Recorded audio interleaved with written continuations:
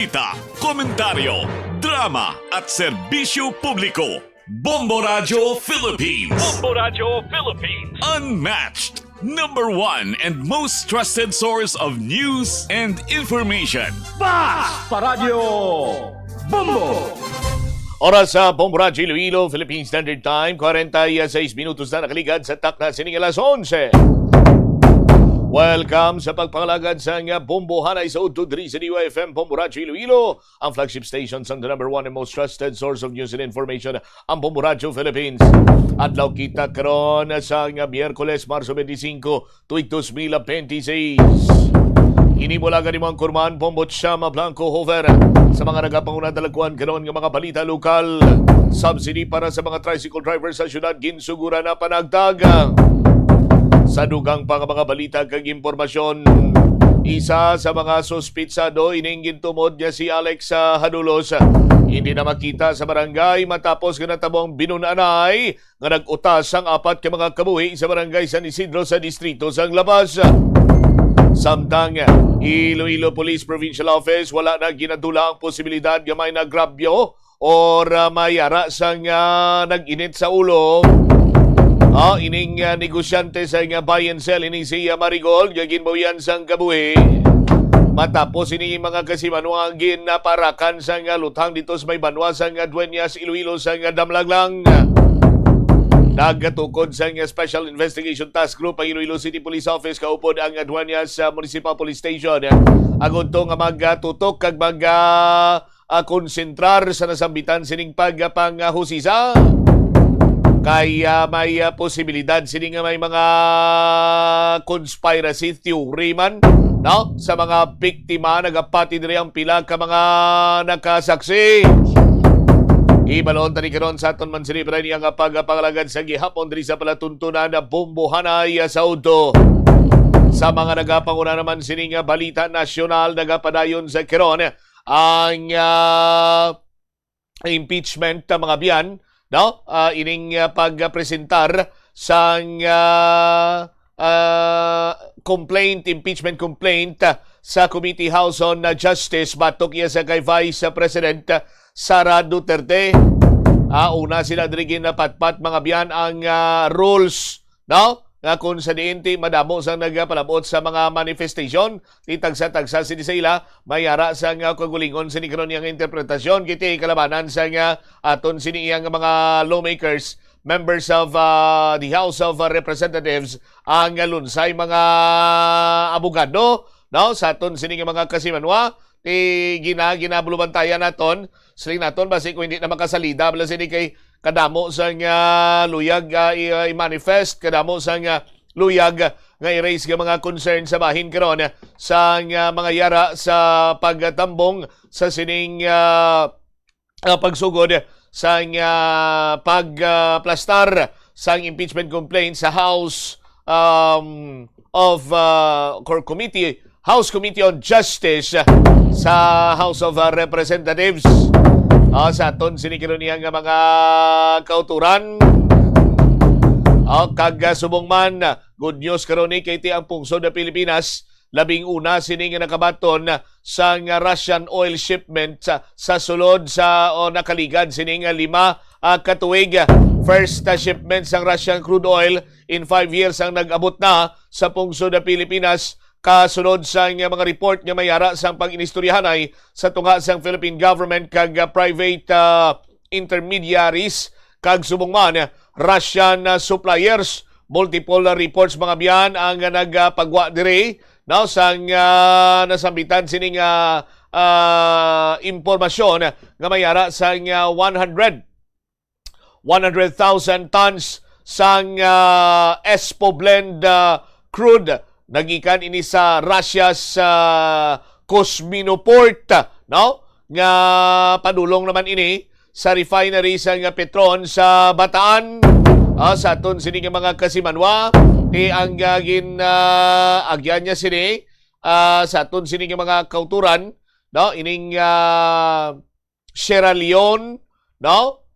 Saraskay, nagadalaman sini sa nga oil nga maabot dito sa may Limay, Bataan, las 2 mga biyan kagapon sinigadlaw Marso 24. No, sa aton sini karon niya nga mga tagpalamati dugang pa sini Banwa nga ang report ining pag ginexpectar din ang pungsod Pilipinas nga mag-import sang Russian oil sa sining bulan agod nga mayara sang alternatibo nga supply sang source no sa piyak sining kahangawa man no nga mawad-an sang supply ang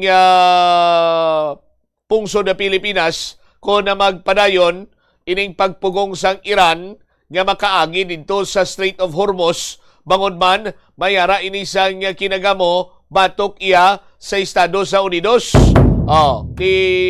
Hindi ko na malipatan ang pahayag sang Defense Minister sang Iran nga sige bombahin nyo kami kaya hindi ka mo kaagi iya sa Strait of Hormuz.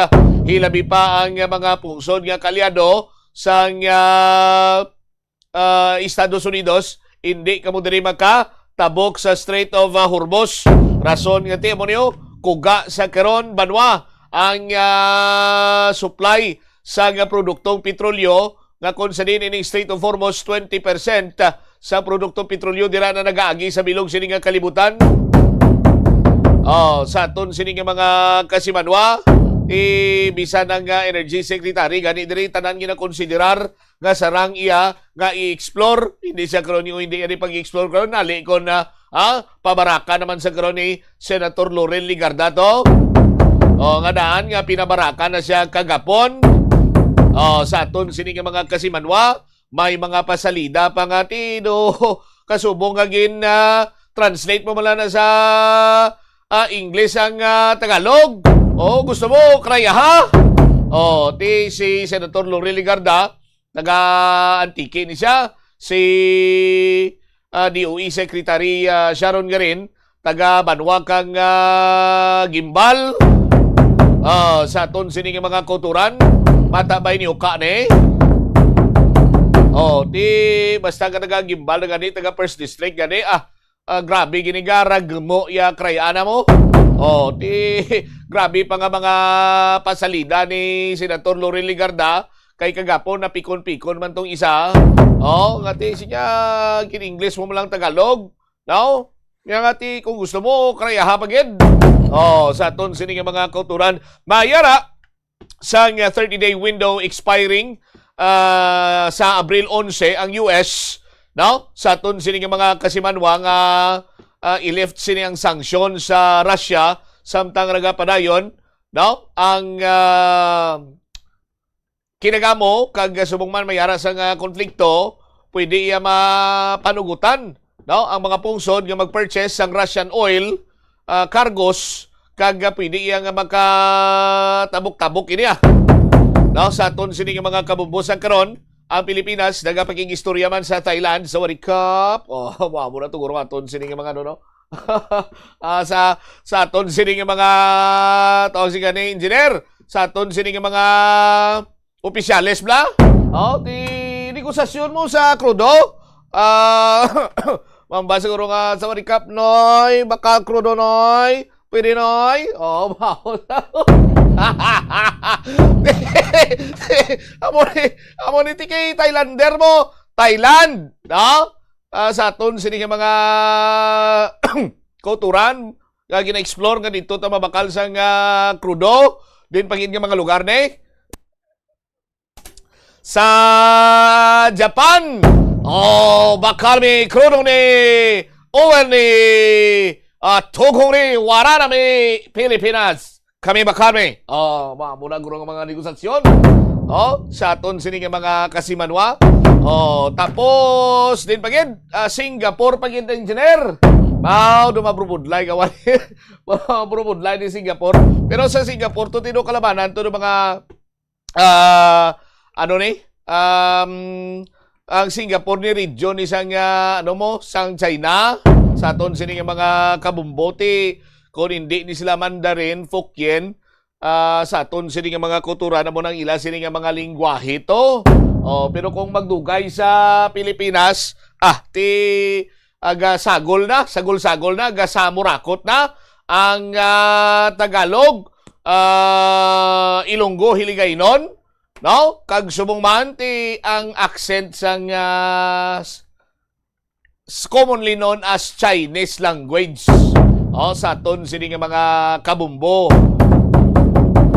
Di mabasa nga baw. So sa kami dito sa Pilipinas wala na kloro. Kami istorya inyo, kami baka, kamo panala, kami lipay.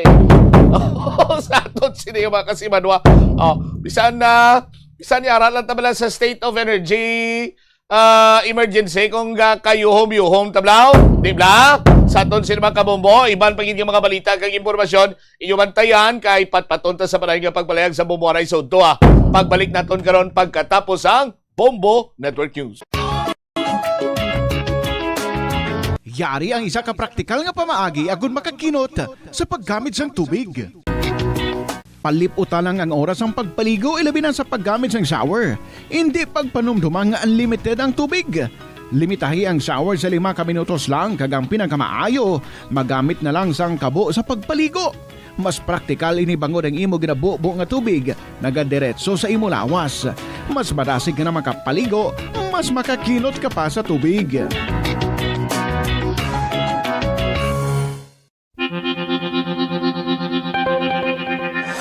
Kabombo, yari ang pwede mong himuon agud makakinot kita sa paggamit sang enerhiya. Kabombo, may salakyan ka bala kag luyag mo nga makakinot sa imo konsumo sa gatong? Siguraduha nga husto ang hangin sang imo goma o kung tire pressure. Sa husto nga tire pressure, makakinot ka sang hindi magnubo sa 200 pesos kada bulan sa imo kotse. Kag hindi naman magnubo sa 700 pesos kada bulan sa truck. Ini nga estimate ang ginbase sa 1,000 kilometer nga biyahe sang kotse kag truck. Hapang mahimo man ini nga magbag-o, depende sa presyo sang gasolina kag kondisyon sang pagmaneho. Yari ang mga simpleng nga paagi agon makakinot sang tubig. Tinguba ang mga lalabahan kag tinguba man ang pagpanglaba. Ang pagpanglaba sang isa ka bes sa isa ka semana ang nagakinot sang naglabot sa 50 litro sang tubig. Kung nagagamit sang washing machine, iset ini sa mas manubo nga wash cycle. Makakinot ka na sa tubig, makakinot ka pa sa enerhiya. Kabombo, yari ang isa ka energy saving tip nga dapat mahibaluan mo. Kung mahimo pa lang, i-upgrade ang ginagamit mo nga bumbilya sa LED lights. Nagadamo na sa karon ang mga panimalay nga nagagamit sang LED lights bangod magluwas nga matahom initulok. Ito ang Bombo Radio Philippines. Fully digitalized.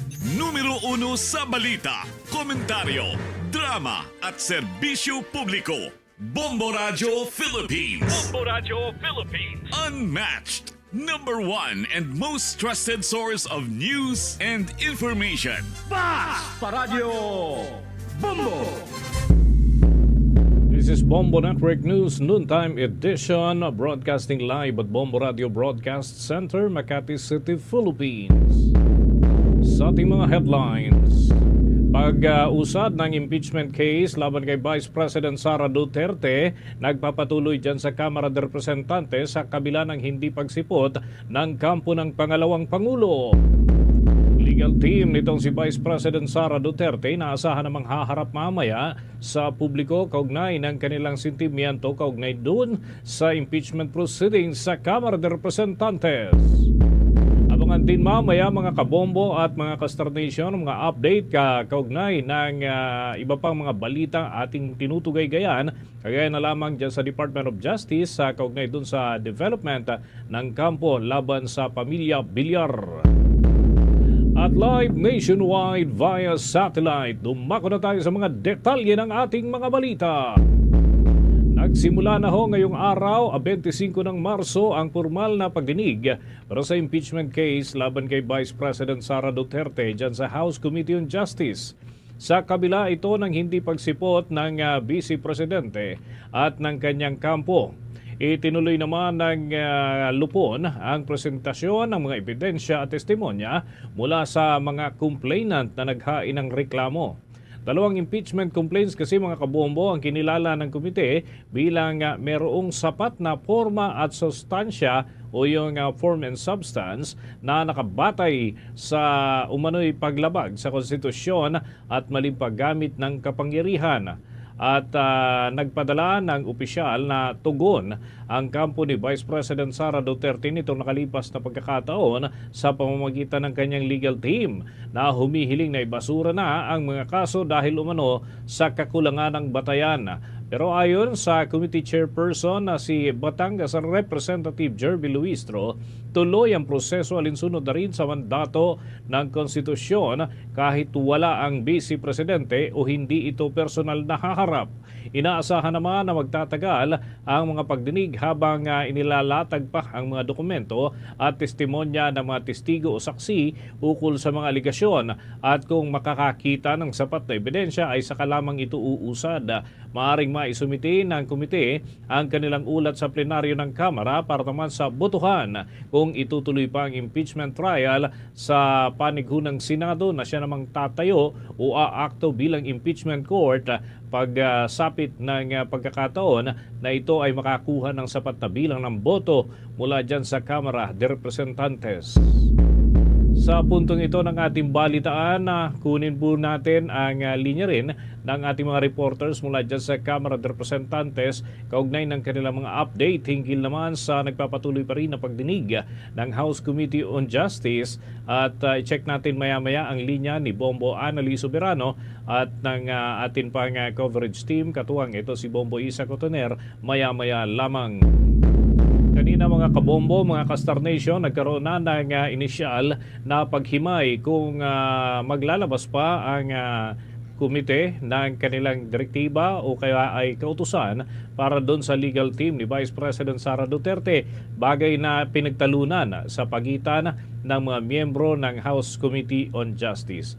At kaugnay ho niyan mga kabombo, mga Kastar Nation, ating kunin ang mga latest information mula ho dyan sa Kamara de Representantes sa nagpapatuloy na pagdinig dahil yung impeachment laban nga kay Vice President Sara ay tuloy nga kahit hindi naman ito nagpakita at yung iba pang mga hakbang ng Committee on Justice ating alamin. May balita si Bombo Annali Soberano.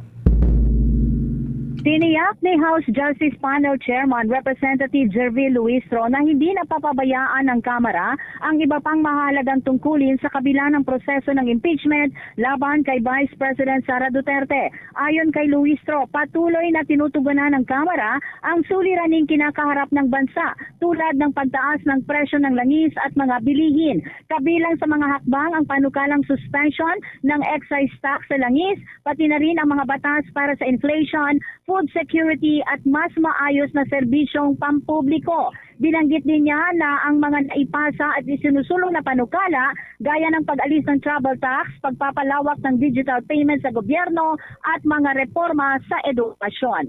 Pakinggan natin si Representative Jervil Luistro.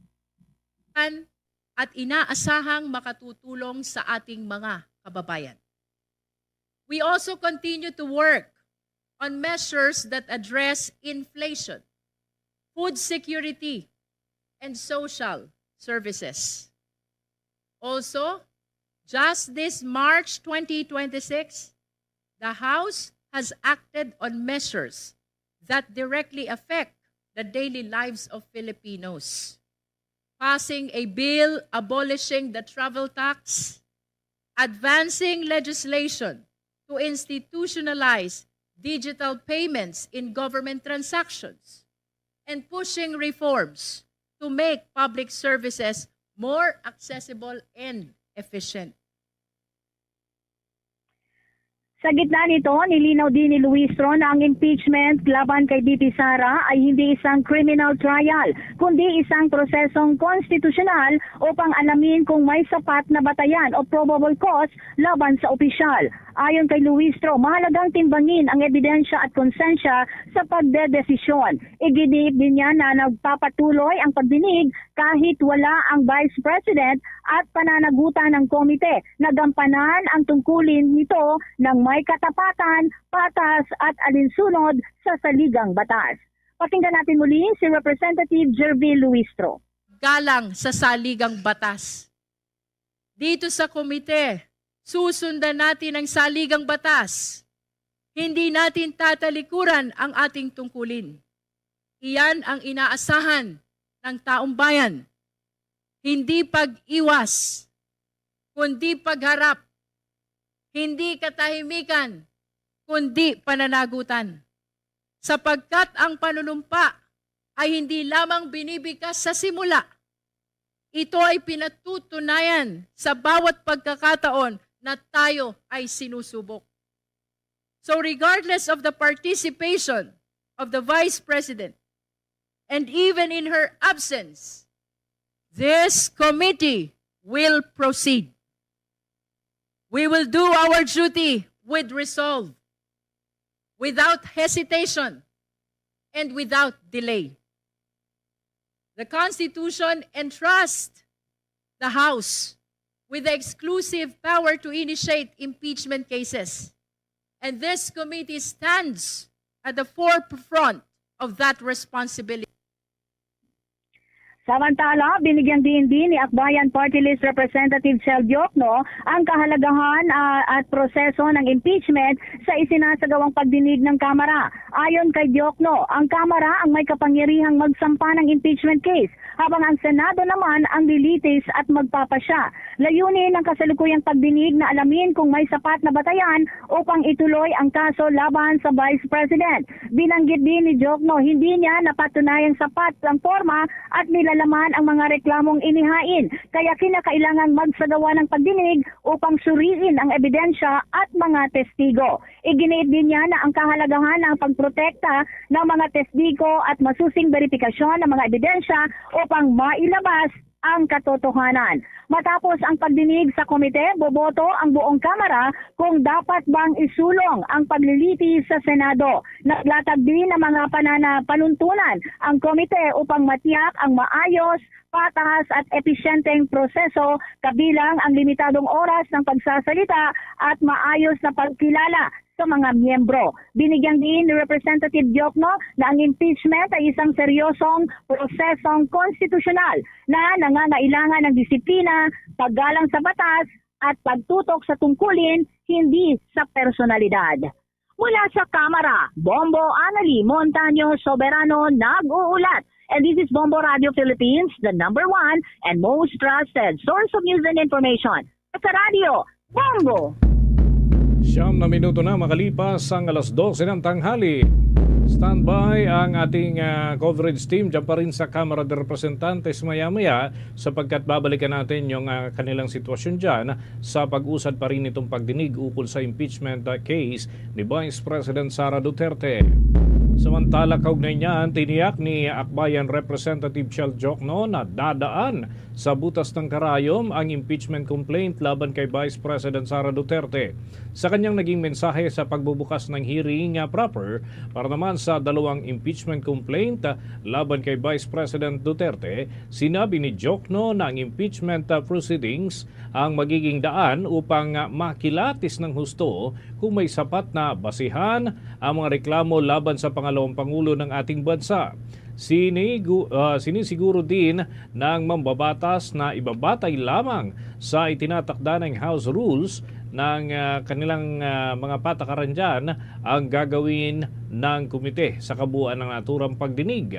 Ayon pa kay Representative Diokno, ito ang pagkakataon ng pangalawang pangulo para questionin at kumprontahin ang lahat ng aligasyon laban sa kanya, kaya't mahalagang magpakita rin doon ang pangalawang pangulo kung kanyang nanaisin.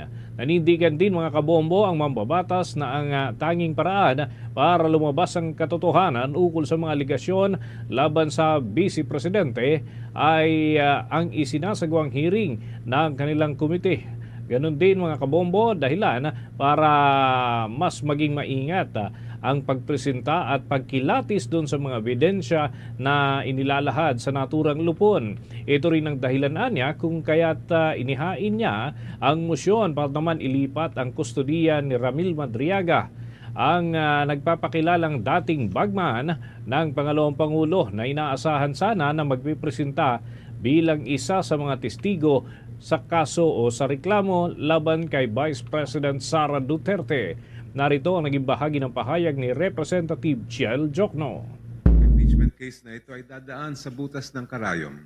This is the only way for the truth to come out. Pagkatapos ng committee, boboto po ang buong Kamara at magpapasya kung dapat ilitis ang kaso sa Senado. At sa bawat hakbang, nakatutok ang buong bansa para bantayan ang proseso. Duty is clear, Madam Chair. This committee must secure and verify every piece of evidence, and we must protect every witness so they may give their testimony under oath. Ito ay naaayon mismo sa Section 7 at 8 ng Rules of Impeachment. Ito ang dahilan kung bakit po tayo naghain ng motion para makuha ang kopya ng SALN ng Vice Presidente at para bigyan ng proteksyon ang testigo na si Mr. Ramil Madriaga. Bagian mga kabombon ang naging pahayag nitong si Representative Chiel Jokno sa pagsisimula ng pagdinig ng impeachment case laban kay Vice President Sara Duterte.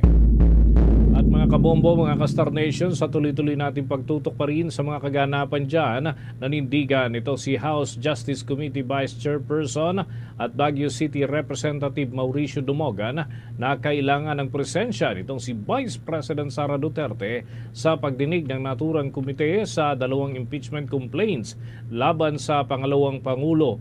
Iginigiit ng mambabatas na sa oras na magpresenta ang respondent ng kanilang ebidensya at argumento, kailangan anya na mayroong presensya ng pangalawang Pangulo upang magbigay ng kanyang sariling komento hinggil naman sa mga inaakusa. Maaari anya na hindi siya dumalo kung ang complainants ang magpresenta ng kanilang dokumento dahil kanya-kanya ang kanilang pagsagot sa anumang katanungan mula sa mga miyembro ng kanilang komite.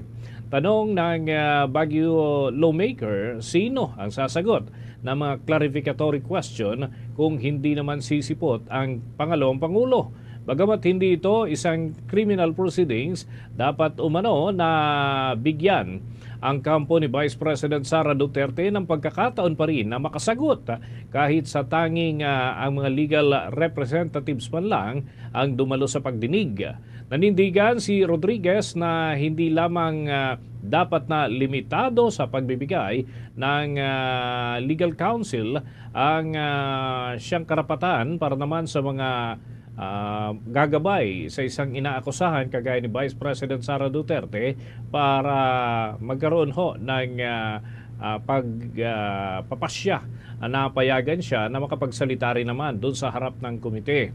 Inihalimbawa rin ng Cagayan de Oro representative ang karapatan nitong si Vice President Sara laban sa self-incrimination kung saan maaaring makasama pa ito sa pangalawang Pangulo ang anumang kanyang sasabihin, kaya dapat ang pagbibigay ng kanyang mga abogado ng pagkakataon na makapagsalita ay napaka-importante para naman sa kanya.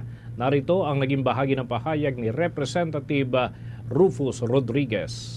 If I may confirm, the Honorable Rodriguez, you would like the committee to acknowledge the right of the counsel even in the absence of the respondent. That's correct. Based on jurisprudence, Madam Chair, that although this is not a criminal proceeding, it is akin to a criminal case because we are trying to remove and there is also perpetual disqualification. And so, in other words, the Vice President can send her counsels here to appear for her.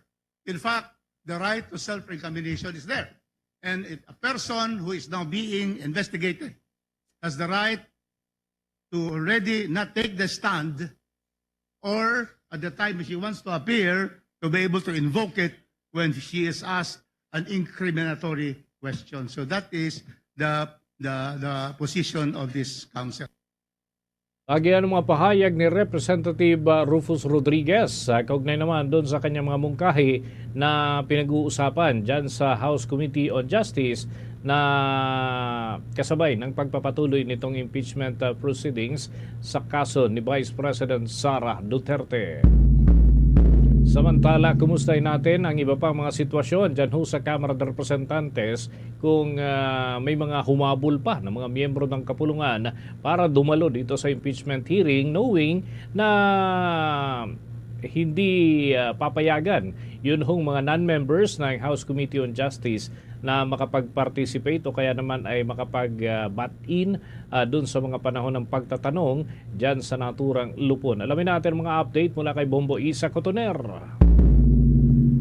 Bombo, Dennis, yun nga nagpapatuloy ngayon dito sa House of Representatives yung pagdinig ng House Committee on Justice hinggil nga doon sa impeachment case laban kay Vice President Sara Duterte. Kanina, Bombo, Dennis, ay may nilinaw si House Committee on Justice Chairperson Jervil Luistro na ang kasalukuyang pagdinig ng komite ay isang clarificatory hearing lamang at hindi pa ang isang ganap na paglilitis. Ayon kay Luistro, maihintulad sa isang preliminary investigation kung saan layunin lamang na alamin kung mayroon probable cause o sapat na batayan ang mga reklamo. Okay, Binigyan Bombo Isa. din niya na hindi pa tinutukoy na sa yugtong Yes, Bombo Isa. Bombo. Bigyan daan muna natin yung nagpapatuloy dyan na pagdinig sapagkat may mga direktiba na mula sa chairperson ng naturang komite dyan sa House Committee on Justice. Mamaya babalikan kita, Bombo Isa, at ituloy natin yung pagtutok doon sa hearing mismo, Bombo Isa, mga kabombo at mga ka-Star Nation. 2016 to 2022. So ordered.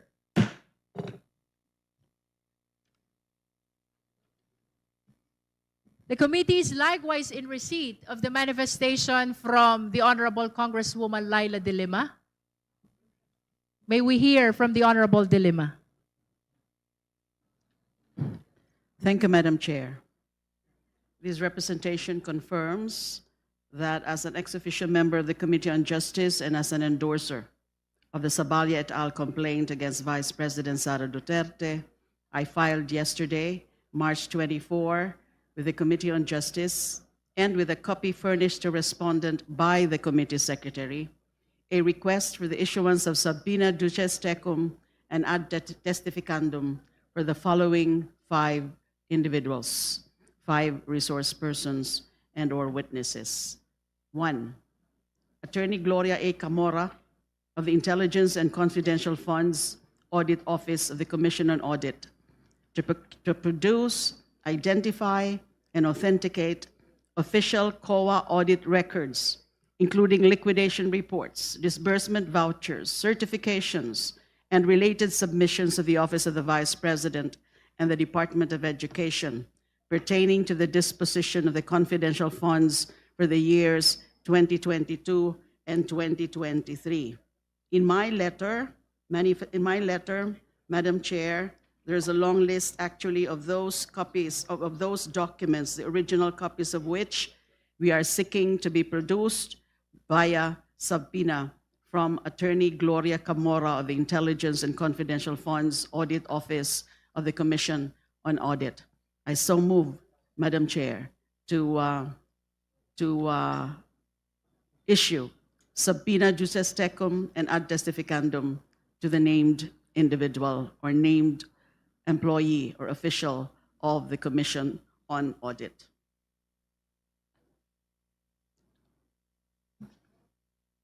There is a motion for the issuance of subpoena to Attorney Gloria A. Camora. You mentioned the Honorable De Lima, officials from COA. Other than Attorney Gloria Camora. Other than Attorney Camora, are there any other officials you would Just like to Attorney be Gloria Camora for the moment. Attorney Gloria Camora of the Intelligence and Confidential Funds Audit Office of the Commission on Audit, because she's the custodian of these COA records and documents, including liquidation reports, disbursement vouchers, certifications, and related submissions of the Office of the Vice President and DepEd pertaining to confidential funds. There is a motion for issuance of subpoena duces tecum and ad testificandum to Attorney Gloria A. Camora with respect as well to the documents pertaining to the confidential funds during the alleged period. Yes, Madam Chair. As I said, it's a long list actually. There are the checks, the disbursement vouchers as listed, proof of submissions, liquidation reports, certifications, accomplishment reports, certifications of various dates, etc. It's a long list as listed in the letter of this representation, the letter request of this representation. We are directing the committee secretary to provide copy of the manifestation or the request to the justice members. And the same is also adopted in support of the motion raised by the Honorable De Lima. Madam Chair, discussion. I'd like to have a clarification.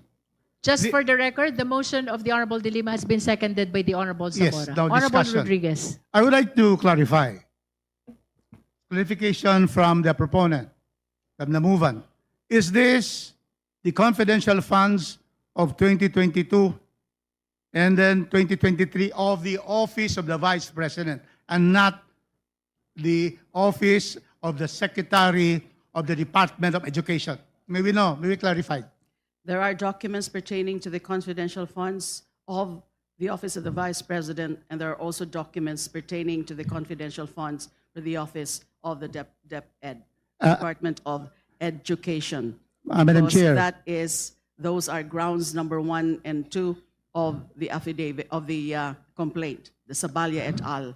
Complaint. Madam Chair, when our distinguished Congresswoman De Lima, she mentioned of 22 and 23 years. In your first motion, when you stated the motion, 22, 23. So that's why I'm getting clarification. Are you now including the DepEd confidential funds? There are Because your also motion is 22 and 23. 22, 2023. Because the COA has not been able to have a final notice of disallowance on the DepEd confidential funds. Again, may I? Yeah, because when I heard you, it was 2022, 2023. That is pertaining to the Office of the Vice President. But then now you're saying, in my clarification, that you are also moving for her to be able to give documents regarding the confidential funds of the Office of the Department of Education where she was secretary. Let us be clarified on that. Yes, also Madam including? Chair. With respect to the DepEd, these are also, again, the list is here. With respect to DepEd, there will be accomplishment report dated September 30, 2023, for the period July 12 to September 30, 2023. So there's a covered period, actually, 2022, 2023, and also it's 2023, and the certification issued January 1, 2024. Certification dated December 30, 2023. So covering also the Department of Education. I will therefore object, Madam Chair, because it is this humble representation's position that under the Duterte versus House of Representatives ruling, only actions pertaining to the impeachable office of the impeachable official can only be the subject matter here. Objection, Mr. Chair, Madam Chair. The Honorable Rodriguez is consistent May I in his respond to position that since our objection? determination of substance. The Honorable Yes. De Lima. Well, that matter was settled already during the proceedings for the determination in substance and also for the proceedings for the determination of whether there are sufficient grounds for impeachment. At any rate, the Honorable Rufus Rodriguez made mention about the ruling of the Supreme Court in the Sara Duterte versus House of Representatives. And it says there, during the incumbency. Yes, it says there, during the incumbency of the impeachable official. Here, the Vice President. Now, it doesn't say in relation only to her office as Vice President. Because, you know, she was occupying the DepEd Secretary portfolio in her concurrent capacity as Vice President. Now, you don't distinguish the actions made, especially the anomalous actions, the impeachable offenses made because it's with the department, it pertains to the Department of Education. Just to explain it further, Madam Chair, what if the Vice President kills someone? It doesn't say it's in relation to or as Vice President and as DepEd Secretary, but that crime happens during her incumbency as Vice President. She may have two hands, as OVP, as VP, and as DepEd, but she has only one brain. She has one persona. She is the same person. Again, The Supreme Court says during the incumbency of the impeachable official, but not in relation to. There's a big difference between that, the use of those phrases, during her incumbency and also in relation to her functions or duties as Vice President. So that is my counter-argument With all due to the respect to position the made. Honorable Dilima and the Honorable Rodriguez, I believe that this issue has been deliberated upon amply during our determination of sufficiency in substance and even in the sufficiency in ground. So with the indulgence of all the members, let us proceed to vote on the motion for issuance of subpoena duces tecum and subpoena ad testificandum with respect to Attorney Gloria A. Camora and all the documents pertaining to the confidential fund in 2022 and 2023, both of the Department of Education and the Office of the Vice President. The same has been seconded. The motion was also objected to. Let us now proceed to vote. Members, please be ready to vote. Those who are in favor of the motion, please raise your right hand.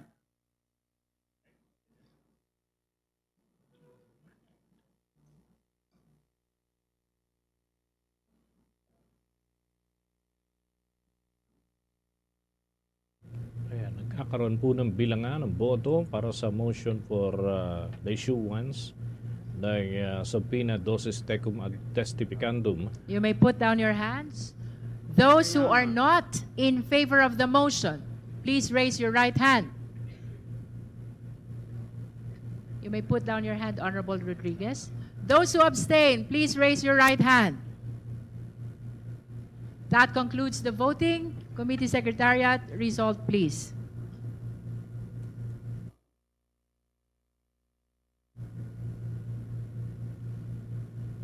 Binilang na ho yung boto, mga kabombo, kung ilan yung pabor na mag-issue ng subpoena para dun sa opisyal ng Commission on Audit upang ilabas yung mga dokumento.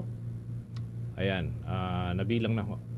With 29 votes in the affirmative, 1 vote in the negative, and 0 abstention.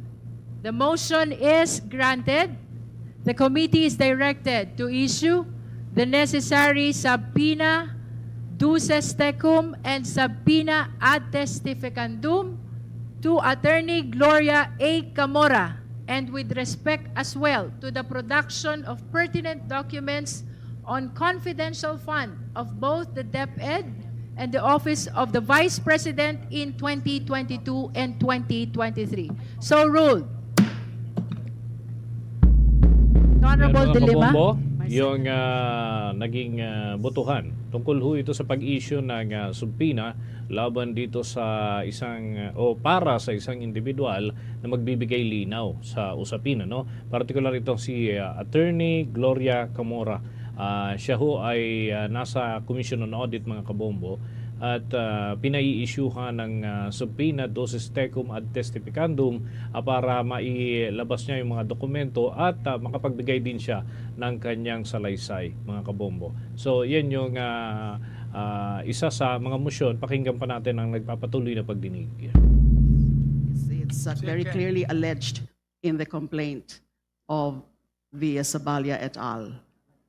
There is a motion raised by the Honorable Dilima to issue subpoena duces tecum and subpoena ad testificandum to Ramil Lagunoy Madriaga, and for the production of affidavit dated November 29, 2025, as well as any other evidence in his possession. The same has been seconded by Vice Chair Dumogan. Is there any objection?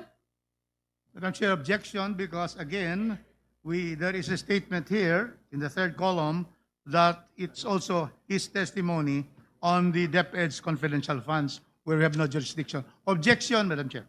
Considering that the motion has been objected to, we shall now proceed to vote. Committee on Justice members, please be ready to vote. This is on the motion for the issuance of subpoena duces tecum and subpoena ad testificandum to Ramil Madriaga, as well as for the production of his affidavit and any other evidence in his possession. Those who are in favor of the motion, please raise your right hand.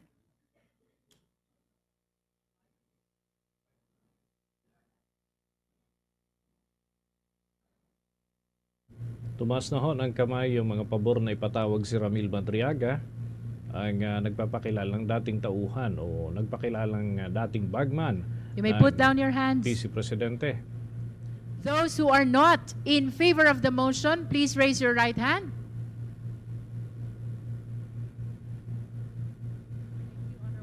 Okay. Those who abstain, please raise your right hand. Consistent si Representative That Rufus concludes the Rodriguez voting. sa Committee kanyang Secretariat, result please.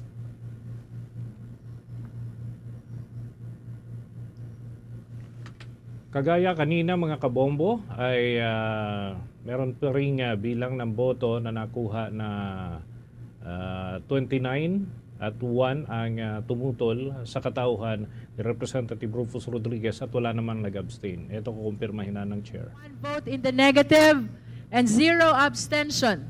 The motion is hereby granted. The Committee on Justice is directed to issue the necessary subpoena duces tecum and subpoena ad testificandum to Ramil Madriaga and for the production of his affidavit dated November 29, 2025 and any other evidence in his possession. So ruled.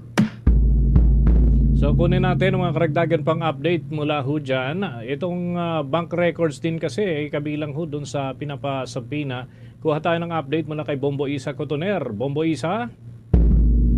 Yes, Bombo. Dennis, nagpapatuloy nga yung committee hearing dito sa House of Representatives kung saan kanina lamang napakinggan natin yung naging 4 na motion at ito naman ay agad pinagdesisyon na nitong committee nga. Particular, una muna dito, no, Bombo Dennis, yung para sa request ng subpoena para dito sa NBI, no, o yung National Bureau of Investigation. Ipinasa ng House Committee on Justice ang pag-issue ng subpoena sa National Bureau of Investigation upang makuha ang mga record ng investigasyon kaugnayan sa umanay banta ni Vice President Sara Duterte. Ang investigasyon ay may kinalaman doon sa mga pahayag umano laban kina Pangulong Ferdinand Marcos Jr., First Lady Liza Marcos at dating House Speaker Martin Romualdez. Layunin ng komite na makuha ang mga dokumento at ebidensya mula sa National Bureau of Investigation upang makatulong sa kanilang pagdinig na masuri ang aligasyon.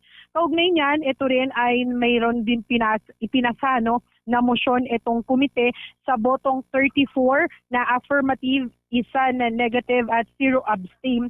Ipinasa rin ng komite na isabpina ang Office of the Ombudsman upang kunin ang mga kopya ng Statement of Assets, Liabilities and Net Worth ni Vice President Sara Duterte. Kabilang sa hihingi ng kanyang SALN mula taong 2007 hanggang 2013, 2016 hanggang 2022 at 2022 hanggang 2025. Nagpa siya ang komite sa gitna ng pagdinig kaugnay ng mga impeachment complaint laban nga yan sa Vice Presidente. Kanina rin, Bombo Dennis, ay nais din ipasabina pagdating dito kay Attorney Gloria Camora ng Commission on Audit at ito ay ipinasa rin ng komite sa botong 29 na affirmative, 1 na negative at 0 abstain. Kaya naman ay ilalabas na nila yung subpoena para doon sa mga dokumento at pag-appear nga nito ni Attorney Gloria Camora and others. Kasi actually, Bombo Dennis, 5 itong ipapatawag with regards doon sa mga dokumento na may kinalaman doon sa confidential funds nga ng Department of Education. At ang pinakahuli, Bombo Dennis nga na pinag-uusapan dito na nag-motion din si Representative Leila de Lima at agaran din naman tong pinagbotohan at ipinasa dito nga kay Ramil Madriaga. So sa botong 29 affirmative, 1 negative at 0 abstain ay ipapatawag itong si Ramil Madriaga kung saan siya nga daw umano ang bagman nito ni Vice President Sara Duterte. So ito yung mga latest na nangyaring motion dito at inaantabayanan pa natin, Bombo Dennis, yung mga magiging action pa dito sa House of Representatives kasi hanggang ngayon ay nagpapatuloy yung mga motion para nga doon sa mga ipapatawag na pwedeng tumistigo o umarap dito sa House Committee on Justice, Bombo Dennis. Okay, so mula dun sa bilang ng mga dumadalo kanina, nadagdagan pa ba ito, Bombo Isa? At kumusta yung presensya ng mga observer din dyan sa mismong venue ng pagdinig? Knowing na nakabakasyon ngayon, naka-break ngayon ng Kongreso, Bombo Isa. Oo nga, kanina nga, Bombo Dennis, katulad nga nung nabanggit ko kanina, nagsimula nga yung bilang nung mga mambabatas dito ay nasa 35 kasi nga 34 ang affirmative. Tapos ay isa ang negative. So nakikita natin dun sa mga susunod na motion ay bumababa yung bilang, pero yung bilang rin naman dito sa loob ng Committee Justice ay sapat pa naman para doon nga sa mga nagpapatuloy na motion. So yan yung ating napapansin dito, no? At patuloy pa rin naman yung nangyayaring committee hearing nga para dito sa House Justice Panel, Bombo Demi. So, yung iba siguro baka naka-lunch break, nakikita mo ba dyan, Bombo Isa, kung nagsiserve sila ng pagkain habang ongoing itong hearing o may separate venue para dun sa mga mambabatas at iba pang dumadalo dyan para pansamantalang mag-take ng kanilang lunch habang ongoing itong hearing? Yes, Bombo Dennis, so nakikita naman natin yan na may nagsiserve ng mga pagkain dito nga sa ating mga kongresista. Actually, kanina may mga napapansin din tayong lumalabas nga dito sa may People's Center, pero kasi yung ilan din sa kanila, Bombo Dennis, ay bumabalik din naman, no, dito sa House Committee on Justice hearing nga rin talaga. Baka mamaya ay meron muna silang pupuntahan, pero inaasahan naman na babalik sila dito, no, sa nagpapatuloy na pagdinig, Bombo Dennis. Sige, with that, maraming salamat, Bombo Isa, from your end. Yan muna, latest update mula dito sa House of Representatives. Ito si Bombo Isa Cotoner, and this is Bombo Radio Philippines, the number one and most trusted source of news and information. Basta Radio Bombo. Sa pagpapatuloy ng atin hong mga balita sa Bombo Network News, tinabla ni Bicol Saro Party List Representative Terry Ridon ang naging comment ng kampo nitong si Vice President Sara Duterte. Pero bago ho yan, mga kabombo, proceed muna tayo dun sa pagdinig dyan sa Kamara. May mga panibagong development ating alamin. PSA verification made from PSA Civil Registry System database on the Certificate of Live Birth, Marriage, and Death on several names found in the submissions of the OVP and DepEd, particularly the following: certification dated December 8, 2024 and certification dated December 11, 2024. Do I hear a second? Second. The same has been seconded. Is there any objection? Hearing none, the motion is granted. The committee is directed to issue the necessary subpoena to the representative of the PSA as well as for the production of the documents mentioned therein. Madam Chair, just a manifestation. The Honorable Marcoleta is recognized. Thank you, Madam Chair. I recall during the previous hearings, maybe 2 or 3 past hearings ago, I raised the issue of procedural due process when I said that ginanap ng Kongreso ang trabaho na di dapat nila ginagawa dahil ito ay trabaho ng COA. And I was referring to the past hearings made by the Quadcom, or if I'm not mistaken, the Committee on Good Governance. And the chair remarked that wala pong kinalaman ang mga past hearings ngayong hearing ng impeachment ni BP Sara. Pero ngayon po ay tila ginagamit natin at humingi tayo ng dokumento mula sa mga hearings na yon. So ako po ay nagugulumihanan. Kala ko po ba walang kinalaman ang mga past hearings ng Quadcom o ng Committee on Good Government, pero tayo po ay nagbabalik tanaw at kukuha ng mga dokumento mula sa archives ng hearing na yon. May I be clarified, Madam Chair? This impeachment proceeding pertains to the fitness to hold public office of our Vice President Sara Zimmerman C. Duterte. That is the reason why manifestations pertaining to the past inquiry of Quadcom and even of the Committee on Good Government was discouraged by the chairperson. Nevertheless, all the manifestations of the Honorable Marcoleta are duly noted by the Committee on Justice. Now we proceed. We have discussed already all the pending matters before the committee, and the chair wishes to reiterate the previously announced schedules for our subsequent hearings. That includes April 14, after this announcement, April 14, April 22, and April 29. Madam Chair. The Honorable Tino first, and then the Honorable D.S. Konghon. Madam Chair, may I make an additional motion for the issuance of a subpoena? Like to make another motion for the issuance of subpoena. I move that the subpoena be issued to Attorney Michael Wesley Poa in his capacity as the former Chief of Staff of the Vice President and DepEd Secretary from 2022 to 2023. In such capacity, he has very material and relevant information on how the confidential funds in the DepEd were used, and in particular, he had a direct role in the preparation of the accomplishment reports relating to the use of the DepEd's confidential funds, some of which these accomplishment reports have been the subject of the request for subpoena that this committee has approved. May So we I hear so from move, Madam our Chair. endorser? Would you like to comment to the motion of the Honorable Tino? He wishes for the issuance of subpoena ad testificandum to Attorney Michael Poa, considering that during that time, he was assuming the position of Chief of Staff of the DepEd Secretary. COS Yes. of DepEd. Undersecretary, with the rank of Undersecretary. Honorable De Lima? My motion was pertained only to the custodian of those COA audit records, including liquidation reports, disbursement vouchers, certifications, and related submissions from the custodian, the official custodian of the Intelligence and Confidential Funds Audit Office of the Commission on Audit.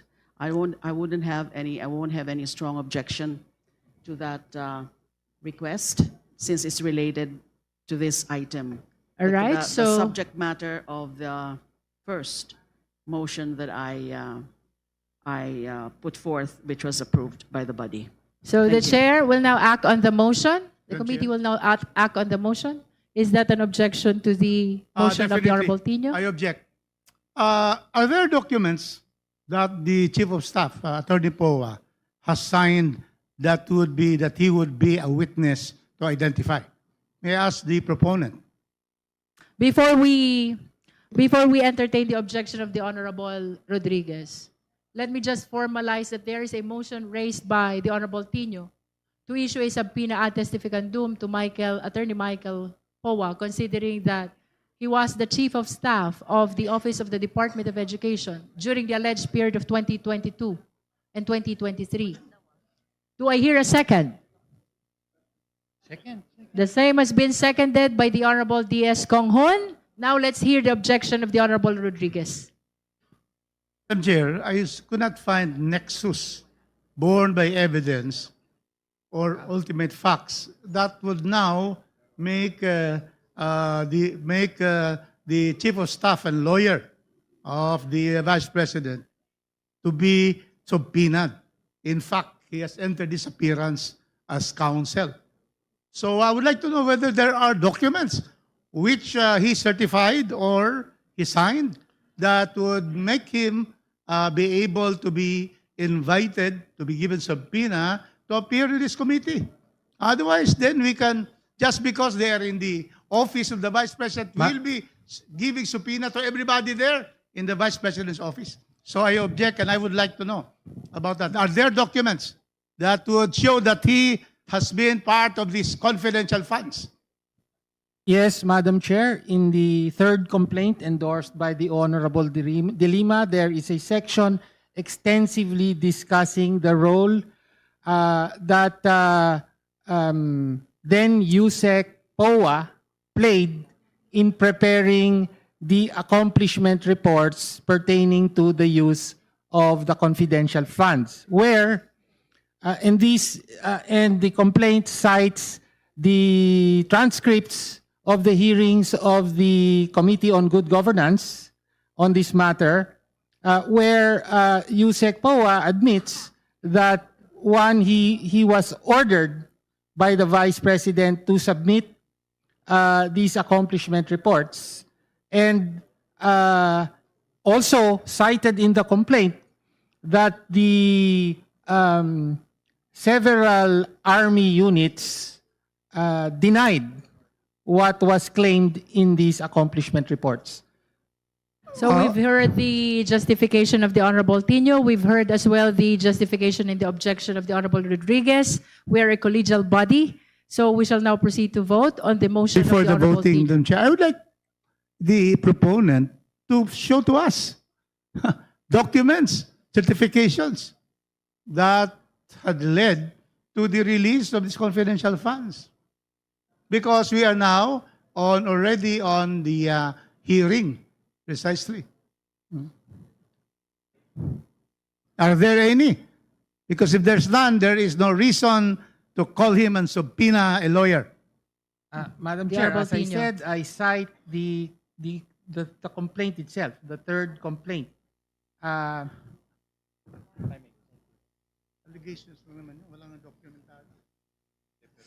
Specifically, starting from The process of utilization of the alleged confidential funds is not confined to the documents. There could be actions that contributed to the utilization of confidential fund, which might be covered by the testimony of the possible witnesses. Okay. Well, starting from paragraph 269 of the third complaint, page 90, there is a reference to former DepEd spokesperson. He was spokesperson as well as chief of staff, Michael Poa, testifying that he received envelopes directly from Vice President Sara herself. So this has to do with the allegation on bribery. And further, and there are other sections as well pertaining to the use of the confidential funds, Madam Chair. If Congressman Rodriguez would want, we can provide, given enough time, Madam Chair. Oh, Madam Chair, we are now voting, so we should be able to get it. There is. The fact that he's chief of staff and counsel will not, implicate him to be able to have that if there is no document. So I would object to that, Madam Chair. With the indulgence of these two gentlemen, as to whether or not there's relevance in the presentation of Attorney Michael Coa, will be a question that rests on the judgment of the justice members. We shall now proceed to vote. Those who are in favor of the motion for issuance of subpoena ad testificandum to Attorney Michael Poa, please raise your right hand.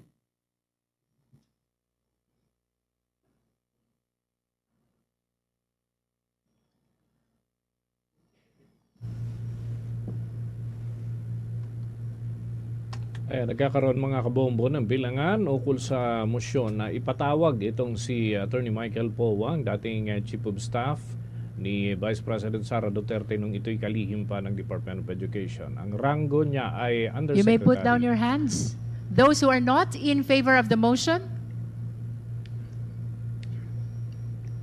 Thank you, Honorable Rodriguez. 2, 3.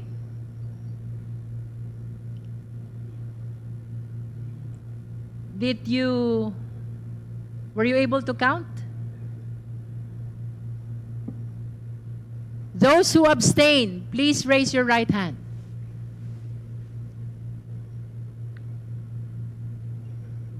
That concludes the voting. We shall announce the result.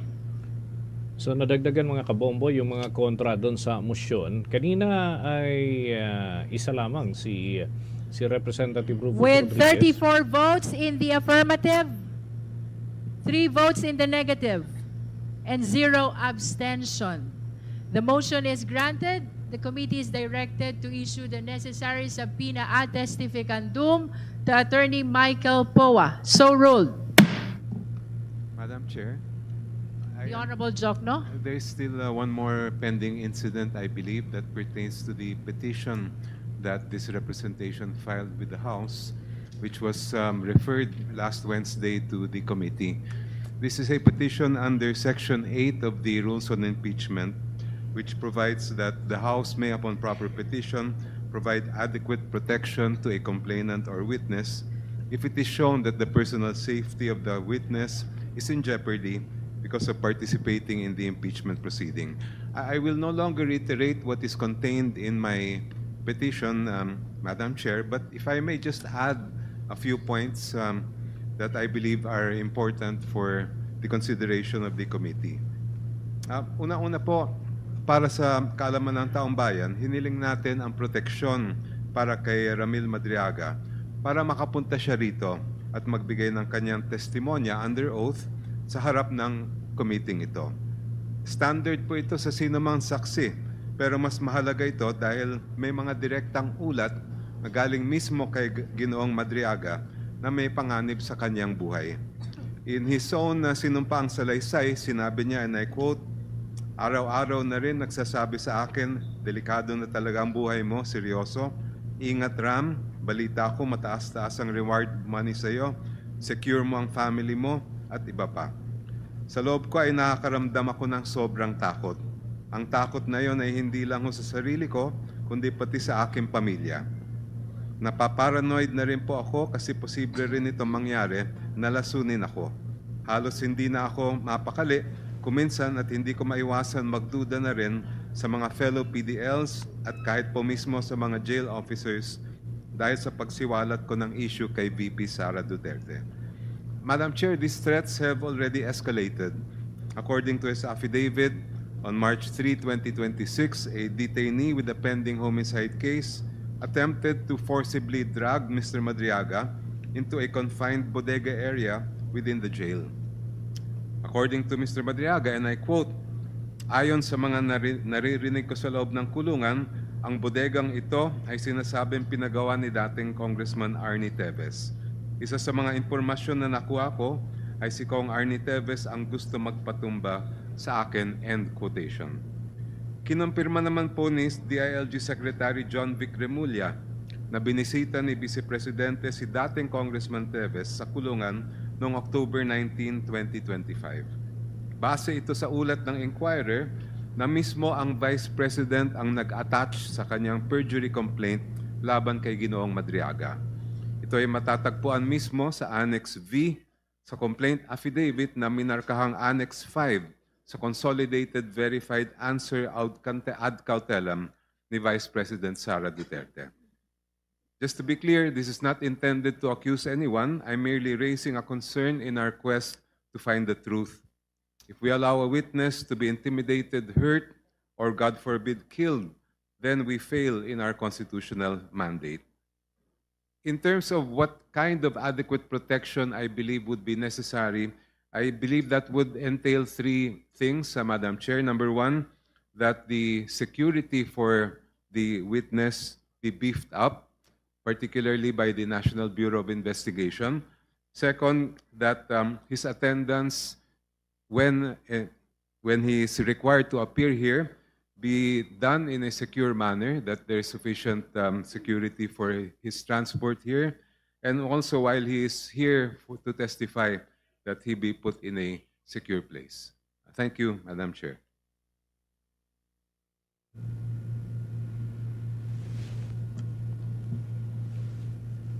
Would you like to raise the necessary motion with respect to the protective custody of witness Ramil Madriaga? Yes, Madam Chair. In line with Section 8 of the Rules of the House on Impeachment, I move that adequate protection be provided to Mr. Ramil Madriaga, consisting of three things. Number one, that the security where he is presently detained be beefed up, particularly by the National Bureau of Investigation. Number two, that his attendance, when required by the committee, be secured as well, so that his safety will be, so that his life will not be put in danger. And number three, that while he is testifying before this committee, that again, proper safeguards be put in place to ensure his his life will not be endangered.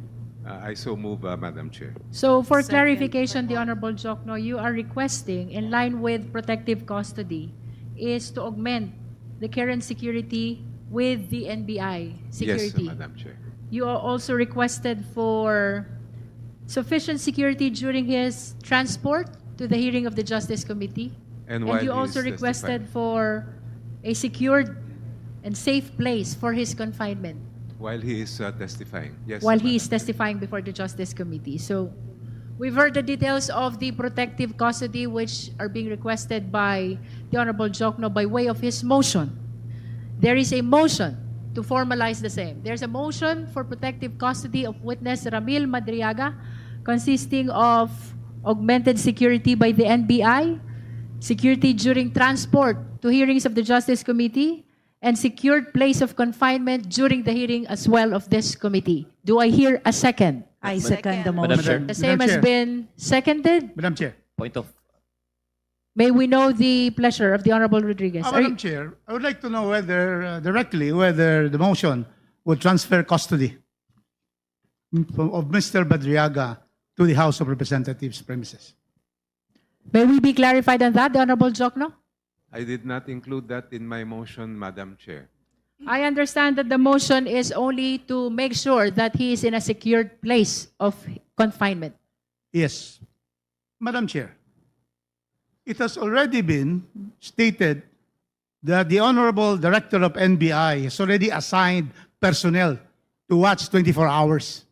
Mr. Madriaga in Camp Bagondiwa. In fact, the jail superintendent has already stated that Madriaga has been transferred to a solitary cell so that there'll be no other people there that will endanger his life. And so, Madam Chair, with the presumption, Madam Chair, of regularity of functions and that our witnesses will be fully protected, there's no need for this motion. Secondly, Madam Chair, Ramil Madriaga is a polluted source. He is facing kidnapping with murder charges. In 2021, one member of the anti-kidnapping gang was killed. The PNP, member of the anti-kidnapping gang. And then they were arrested in 2022, 2023. That's why he is in jail. And now we're going to give credence to a polluted Chair. affidavit.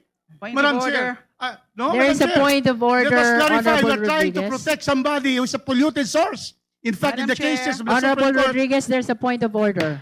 thank you, Madam Chair. Let's hear the point of Premature. order. The Honorable De Madam Lima is Chair, I recognized. submit that it's clearly premature for anyone to raise an issue of credibility on the part of the intended witness. He's not yet testifying.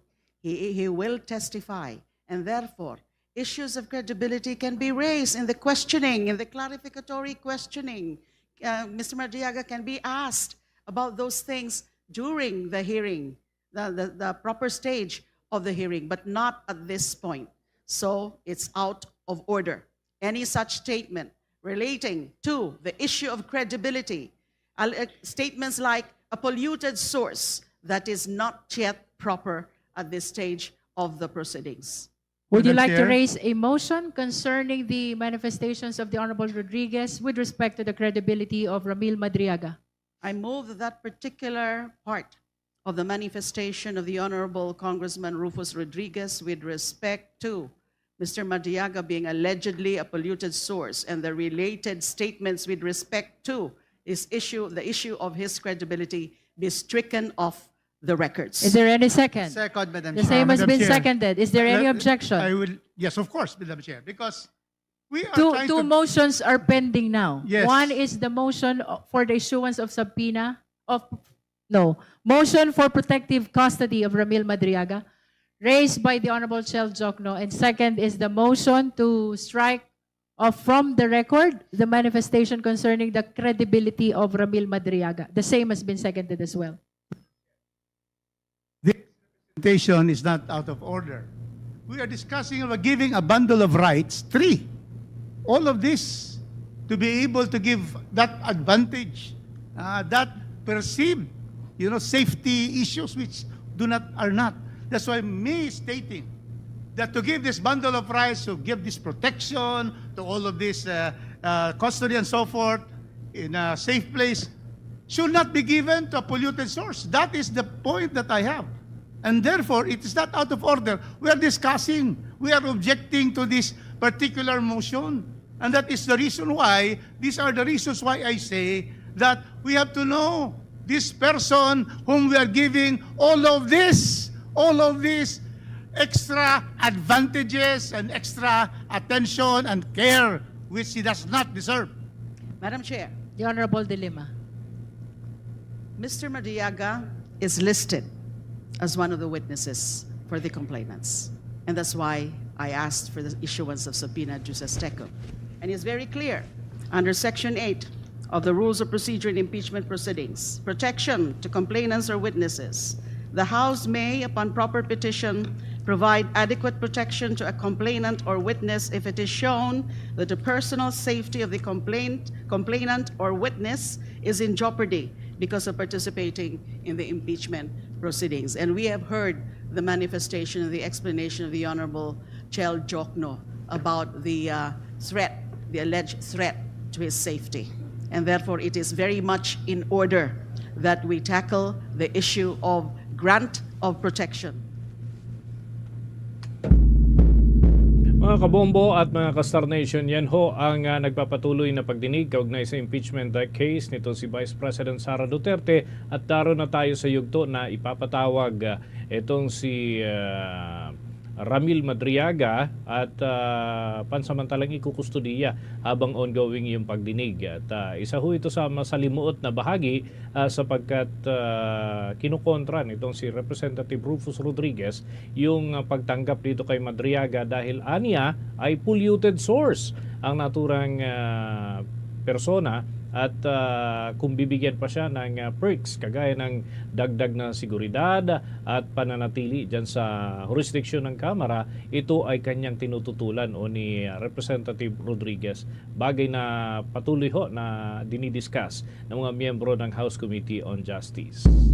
Pansamantala tayong papatlang mga kabombo upang bigyang daan yung mga commercials and iba pang mga paalala mula sa ating mga himpilan ng Bombo Radio Philippines. Iba't ibang dako po ng ating bansa, and mamaya mag-resume ho tayo sa pamamagitan ng pagpapatuloy ng tie-up dito ho sa mga kaganapan mula dyan sa Kamara de Representantes. At yan ang mga update ang ating pagtutok dito sa Bombo Network News kaugnay ng impeachment hearing sa kaso ni Vice President Sara Duterte. This is Bombo Radio Philippines, the #1 and most trusted source of news and information. Basta Radio, Bombo! For the most trusted source of news and information, visit our website at www.bomboradio.com. Follow us on Bombo Radio mobile app, Facebook, YouTube, TikTok, and X, formerly Twitter. Like, share, and stay connected. Anytime, anywhere. Radyo Iloilo, Philippine Standard Time, 4 minutos na nakaligad sa takna sining launa. Balik na din karon sa pagpangalagad sang bombohanay sa udto sa DYFM Bombo Radyo Iloilo. Standby sa aton sining mga kabombo kay nagainit man karon ining plastada dito iya sa may House of Representatives sa bahin sang Committee on Justice. Sa sing pagplastar karon sang impeachment complaint batok iya sa kay Vice President Sara Duterte sa sining pagpatawag sang mga witness, resource person, so on and so forth, may pila na diri ka mga ginpang sapina sa aton sining mga kuturan, pinagi man karon sa mga mosyon sang pila ka mga miyembro sang House of Representative diriya sa bahin sang House Committee on Justice. May mga ginpang sapina sa bahin karon sang Commission on Audit kinagauyat sang mga dokumento with regards sa sining ginatawag siniyang sa bahin sang or in line sa pag ining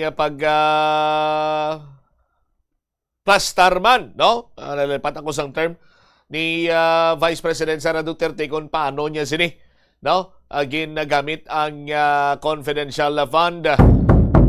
Si Attorney Michael Powa papanawagan man sang sapina.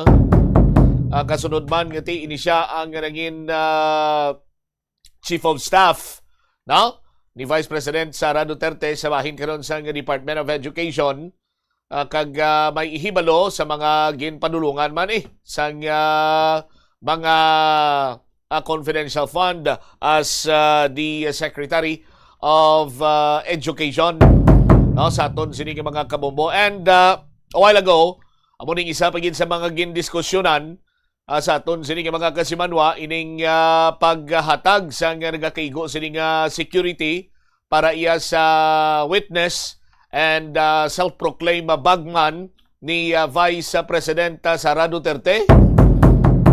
Nag-question dito si Representative Rufus Rodriguez matapos giti niya mahatag kita, ma-provide kita sa security nga ining si Madriaga polluted source ini siya.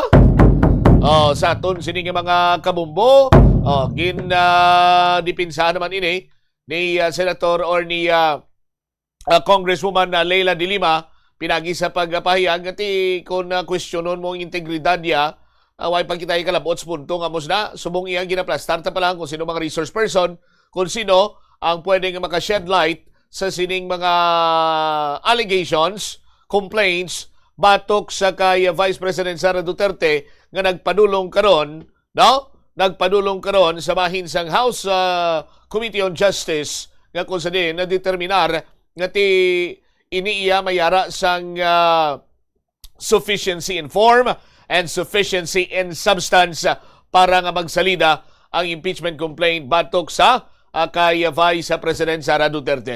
Anyway, bantayan na sa aton sini pa rin nga pagpangalagad kay pag-chikaron man aton later on, no? Nagainit ang ginang binayluhanay man sang mga eksplanasyon kagaila sining iya nga mga dipinsa. Sa bahin naman karon iya sang pila ka mga member man sang House of Representative. Ngati makabig naton way salining sang bahin karon iya sang administrasyon kag subong sa mga sa minority sa bahin sang mga kopdanan ni Congresswoman Leila de Lima.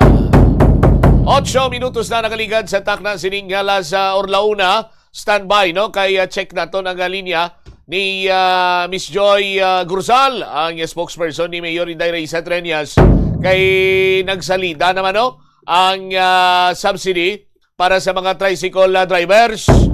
Diriya sa bahay sa syudad sa Iloilo. Kag mismo ginpadulungan man sa Bombo News Team kag sikyar ang plastada sa sining tagtaganay sang fuel subsidy sa nagkalinain man siniya nga area.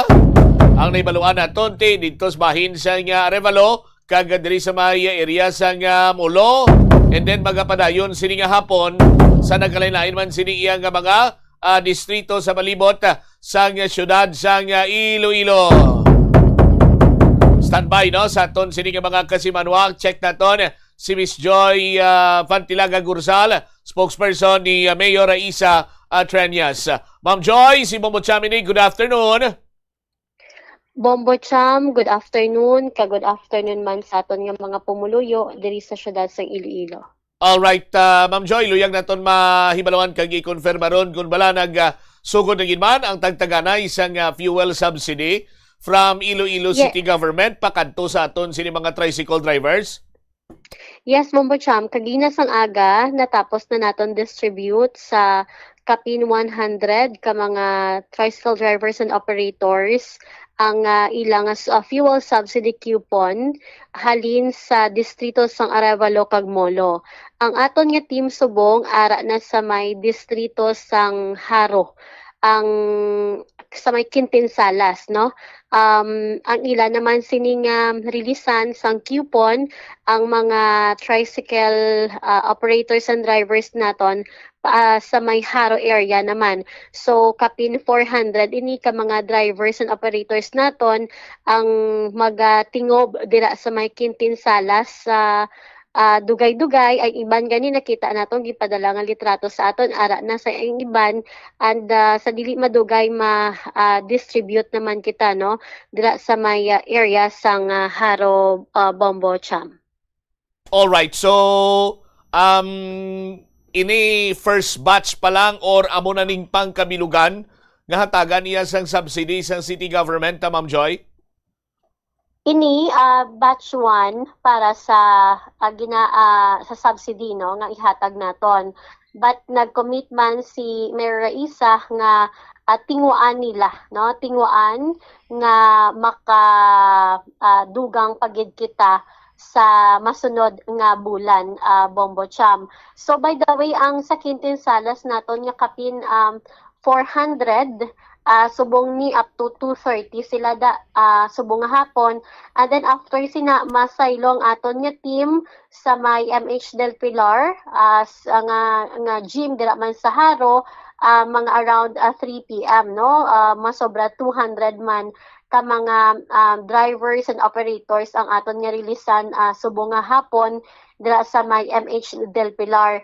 Then buwas ng aga ara kita sa may La Paz Gym, and then diri sa may city proper sa City Hall kag pagkahapon sa may PHHC Block 22 sa distrito sang Mandurriao. Kag per district ni naton para nga hindi na malayo gid sa mga tricycle drivers naton nga magkadto sa City Hall or kung diin kita dira nga tingob ang distribution kay basi ganin hindi ka bayad ang plete nila or gasolina nila palabot sa City Hall or kung tingubo naton. So ginideya naton kag instruction man ini ni Mayor nga dapat per district na lang para nga mas malapit sa ila.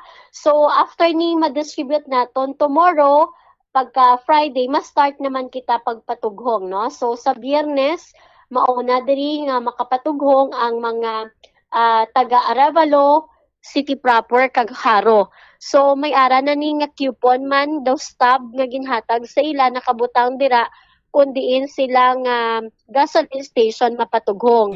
Pagka Sabado, ang schedule naman sa mga taga Mandurriao, La Paz, Lapos, kag Molo, Bombo Cham.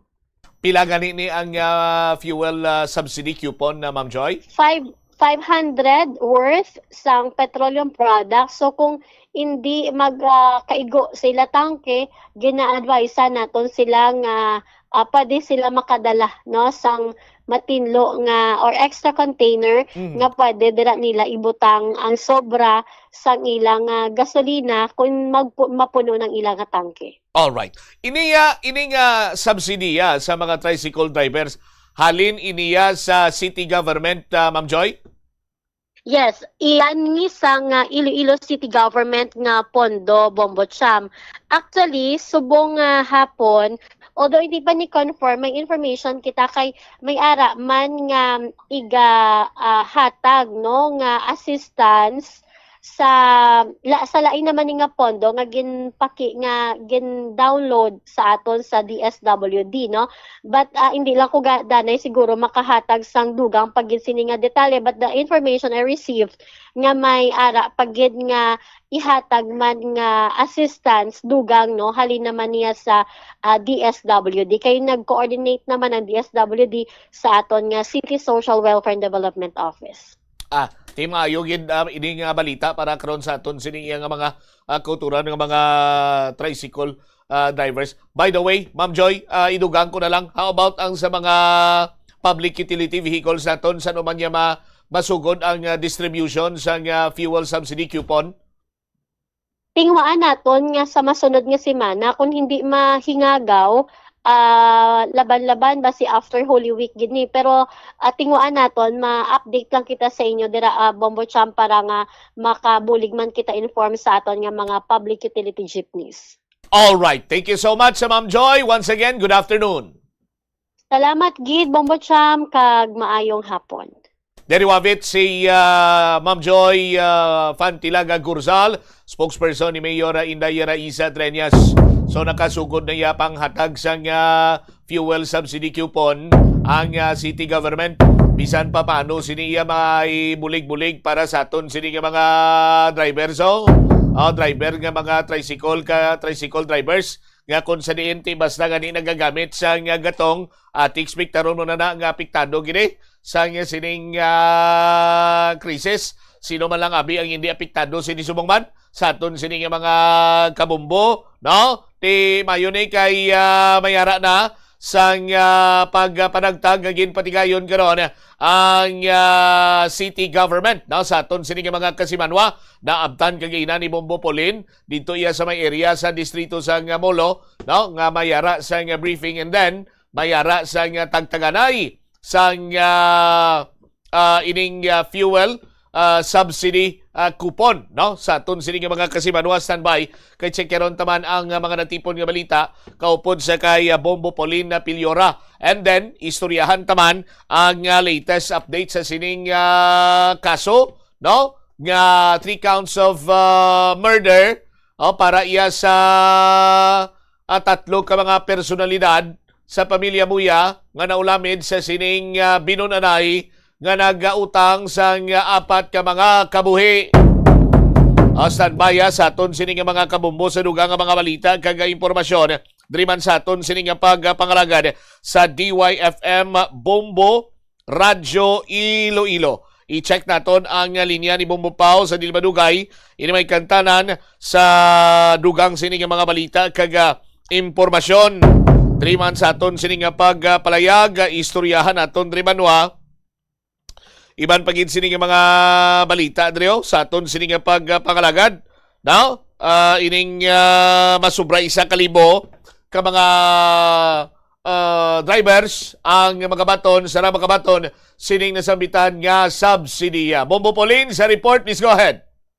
Nakuha ni Bombo Samsung 33 drivers ang ilang supungan nga 500 pesos nga fuel subsidy halin sa Iloilo City Government sa San Pedro Mall Gym tagina ini siya sang aga. Na-interview din nato si Mr. Aguinaldo Bolanon, 41 anyos, isa ini siya ka tricycle driver sa distrito sang Molo kag iya diri pahayag nga bisan pa paano kuno dako na ini nga bulig para sa ilang mga drivers ining 500 pesos, no, nga worth diri sa fuel subsidy kag mahimo na ini sila makabiyahe sang duha ka adlaw.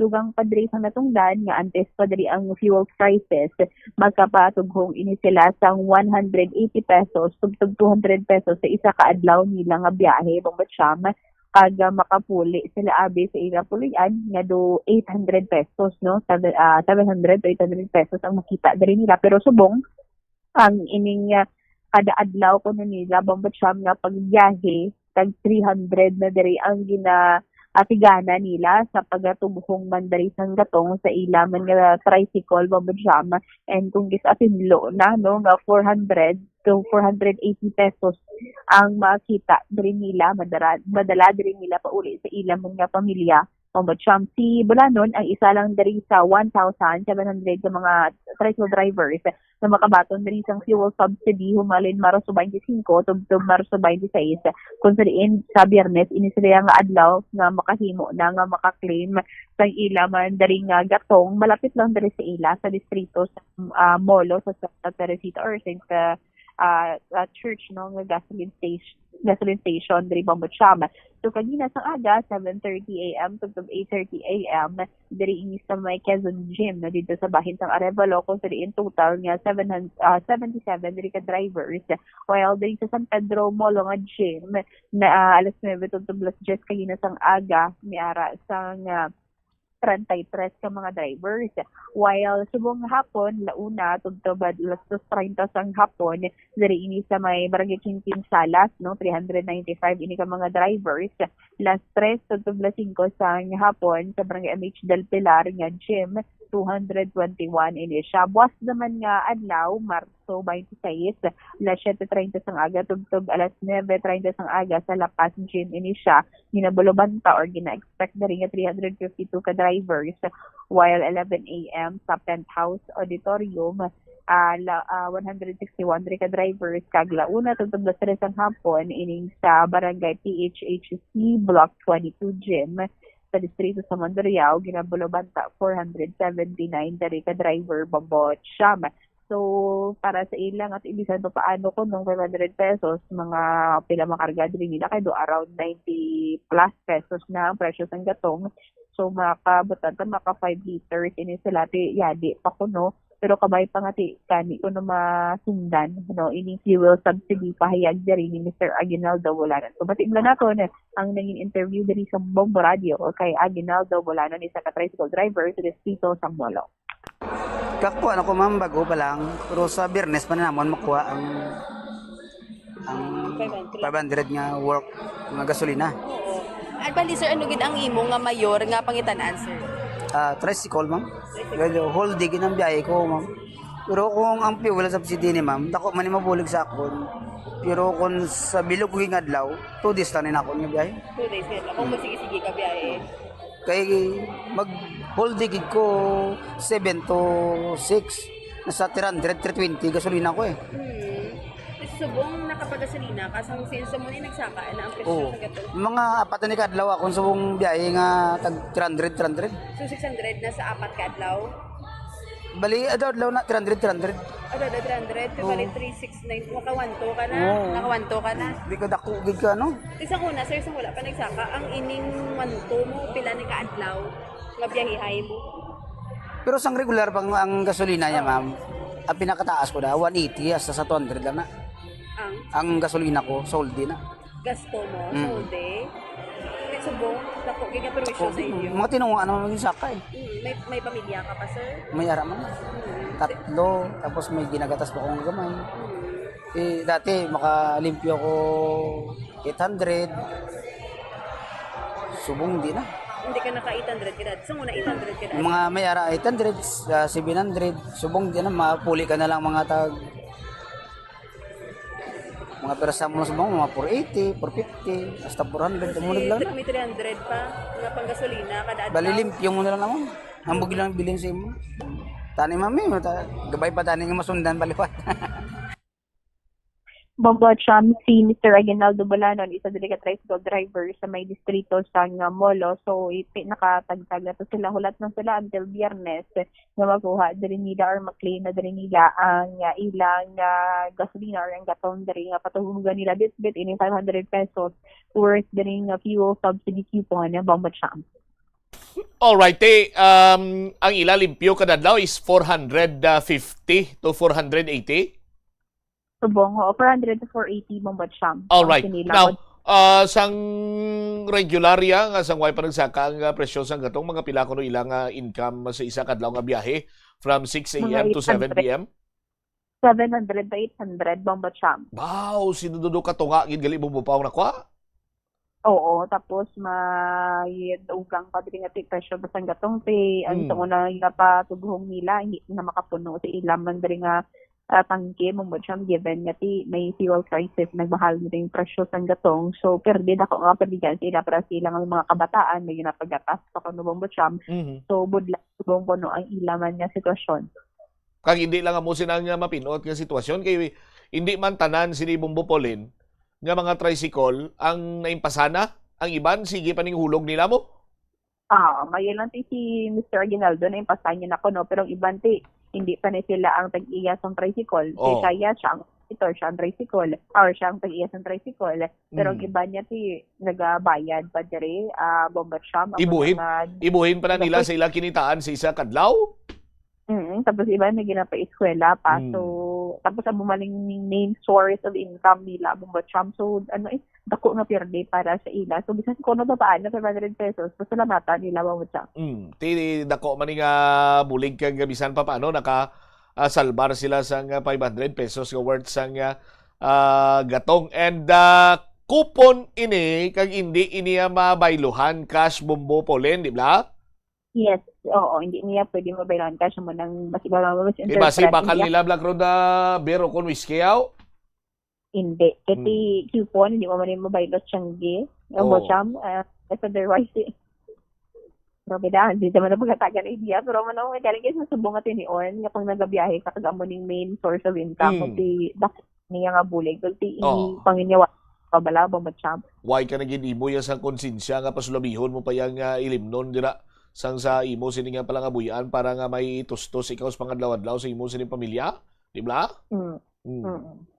All right.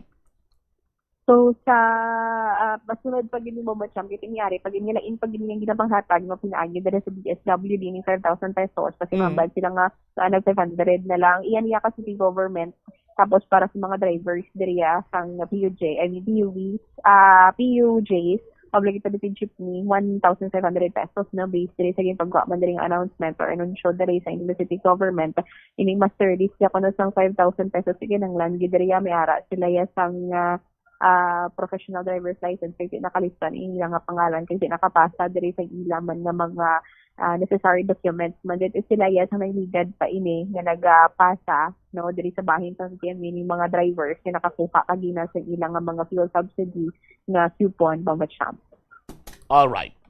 Sa piyak nga ba ni Nodri update lang sa development diri sang nagluntad man niya sabing incident sa San Isidro La Paz kaya gingkasa nga by bus operation kagabi kung sa di natigayon madakpan diri ining partner nga si alias Kami nga utod diri sang mga muya nga napilasan kay isa diri nga gibawian sa kabuhi nga si Tyrone Muya kag ining iyang nga partner subo nga si alias Badoy nga nadakpan man gagabi sa by bus operation nga nakuhaan diri sa ginabulubanta 100 grams sang suspected shabu and then amo ni gali ang ginakuhaan nila nga source is ang HVI o kanang high value individual sa bahin sa Regional Police Drug Enforcement Unit nga amon ako nung wala mahatag ining drug item mo gina-allege amon ning ginhalinan sila man diri nga wala or luyag nga kwaon diri ni Carbing Provido in 1,500 pesos kiti wala na kuno sa drug item kaya nadala na diri sa recovery sumot siya pahayag diri no ni Kagawad Benji Ligada sa barangay San Isidro La Paz nga ti kahapon adlaw do around 5 to 6 ni ini sila nadakpan sa nagpauli na diri sa ilang nga puluyan kay isang pagpamangkot diri naton sang tinalikdan man nga adlaw and alleged to no hambal man kuno nga ti sila to kuno possible na nagabantay sa hospital sa ila diri nga mautod nga hospital arrest ni si Glenmark kay Gilbert Muya amo nang nagpuli diri sa sila kuno kag dito sila na apprehend man nadakpan sang aton nga kapulisan but then sa ilang nga monitoring or sa bad activist alone lang gid iya si Badoy lang ining ilang nga monitor although nga ti kuno ining si alias Kami madamo sang konektado na or connected ini siya sa mga dalaguan man nga mga drugista or drug personalities kare Bombat Shama. So sa ila diri nga monitoring ini si alias Badoy lang kag tikagina or based man diri sa pamamangkot natin kay aside from that no may ari ining isa pa sa individual lagi pasakaan diri sa 3 counts of murder ining si Alexander Hadulos o kunin si Alex Hadulos Bombat Sham nga amo ni ang gipasakaan man sa nga kaso bangod kiti na kita dito sa kapulisan initially nga amo dito man ang may ara sang salabton man diri sa nagluntad man nga insidente nagpahambal diri si Kagawad Benji Ligada kung madumduman diri naton Bombat Sham siya man mismo ang nanugid sa kapulisan na may nakita ako no or sa barangay officials na may nakita nga may sukbit ining si Carding amo ning kahapon adlaw yung pahayag man diri ni Kagawad Benji pero yung si Kagawad Benji Ligada naghambal siya nga waay siya kuno personally nakakita nga may kutsilyo nga bitbit si Carding kumbaga ang nag-report lang ini sa iya ini si Alex Bombat Sham and then dito na nagluntad man ang insidente natingala siya gani kuno kahit ang panay sayon diri ni Alex pagkatapos dito sa insidente lain sa makita diri sa CCTV kaya naghambal siya kung nga paano nakabalo si Alex or paano nga wala nakabalo diri sa si Alex kung anong natabo given nga pagkita diri ko sa CCTV nga ara man siya kuno sa area sa nagluntad ining insidente Bombat Sham Lagina, pagkakadto man naton dito sa area, nagtulo pa mangkot kita sa pila ka pamuluyo. Pagkatapos dito kuno sa insidente, nowhere to be found na. Ining si Alex, hindi na siya makita. Kay diri na siya kuno naga-istar man sa may San Isidro La Paz. Upod diri sa una sa iyang asawa kag mga kabataan ini siya pero do nagbulagay na naguna lakat ang iyang asawa kag ang mga kabataan niya do around high school na sa nag-apas. So isa lang ni siya kuno ang naga-istar man dira no sa barangay San Isidro La Paz do kasi tanay pa ini sila gani kuno ni Kagawad Benji tinumayo man kuno do wala man siya kuno sa malaing record nga do illegal nga buluhaton aside sa do gina-report nga mo tong state naton nga nagainom-inom siya magahod do yung kagi pa blatter gina siya gani pero sa barangay kiti magahod bala ko na bambot siyam kung makainom kag ang iyar walang diri opisyo ang magkanta. So nag-wonder sila kung ano man din ang connection ni Alex. But then siguro diri sa aton nga sila nga barangay officials diri sa San Isidro La Paz maging cooperative man diri sa operation or sa mga future operations man diri sa kapulisan sa Iloilo City Police Station 2 sa bahid sa La Paz, Bambacham. Ipabati bala naton ang aton ng interview kay Kagawad Benji Ligada sa San Isidro La Paz. Asang kahapon siya mga do mga 5 to 6 PM yata ni siya dito ko sa sulod mo. Pero kay ako rin bagulo ko ang aboto sang kwanto mamo magdula kadto ko may balita nga ginsulod sila nagpuli sila sa ilang boarding house. Kaya mo to pagsulod din sa natapos sa aton nga mga LTL. Oo, diin sila ko ni Halin Kagawad dito ya. Sa hospital sila ko halin. Oo. Nagbantay sila ko no mga nambal ni kan. Ang banilang sa hospital halin. For confirmation, Kagawad, ining si Tami, badak listed yung gidmaan? Ano na, ma'am? Si alias Tami, ni bala Kagawad, nguya, ano ni siya badak listed yung gidmaan? Wala sa napadadala sa badak listed naman, ma'am. Malisin o lang? Ang kung ano ni si ma'am, si alias Badoy, Tukan Surundiri, si alias Badoy, si Tyrone naman na. Kagawad, subong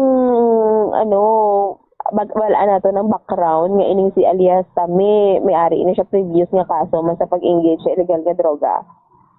Ang sabi rin sa barangay naman, sa wala man siya wala kami ikuan ma'am, kaya wala man na report niya mo na. Pero nang nabalaan ko may nakuan sa storya nga dito sa Tondo sa Manila nga kagi na siya to priso. Kaya naman ko salamat kami nga sabi lang sa amon nga barangay official di nga naladakpan na sila para mabuhinan maging nga mga palawayon mula sa amon nga barangay. Kaya doon di na kami gawa makatulog-tulog na gamay ma'am paminsar na para kung paano sila di mga kanan o buhinan. Pero sa inyo Kagawad, makonsiderar niyo nga alarming na ang status or situation sa illegal nga droga sa inyo barangay? Alarming siya ma'am. Para sa amon di. Para makabuhinan. Bala kag makakuha sila di mga karadakpan na ang engage sa illegal nga droga gid ma'am. So susubong may ara pa sa gihapon, di sa monitoring niyo Kagawad nga nagkapabilin? So sa pyramid may ara pa kami sa padak namon ma'am, pero hindi naman na maalawag sa kay confidential siya ma'am. Sige. By the way, Kagawad, kamusta niyang background ni alias Alex or ni Alexander Hadulos ni Kagawad? Ni isa diri sa mga gimpasakaan sang kaso sa naglungtad nga sabing incident Kagawad. Ako din naman si Alex, kung wala man na siya nakainom, man na siya okay man na sa istorya hondo, sa friendly man na siya. Hindi ka mo lang may reklamo mo kung siya ka makainom sa reklamo. Siya nga kanta-kanta na bala ma'am. Among lang na siya may blatter na sa sakon mo. May blatter na sa kadiri sa amon sa barangay na sumon na para reklamo siya. Among mga milyon mga kaso yan diri. Pero ano Kagawad, may kontra ni siya sa inyo nga barangay? Wala man ma'am. Kay sino ni siya nga parente? Kay Muya kung kay Provedo?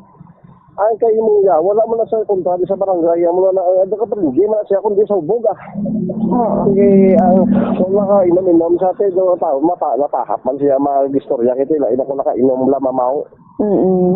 Pero ano ni siya sa mga Muya? Ano ma'am? Ano ni siya sa mga Muya?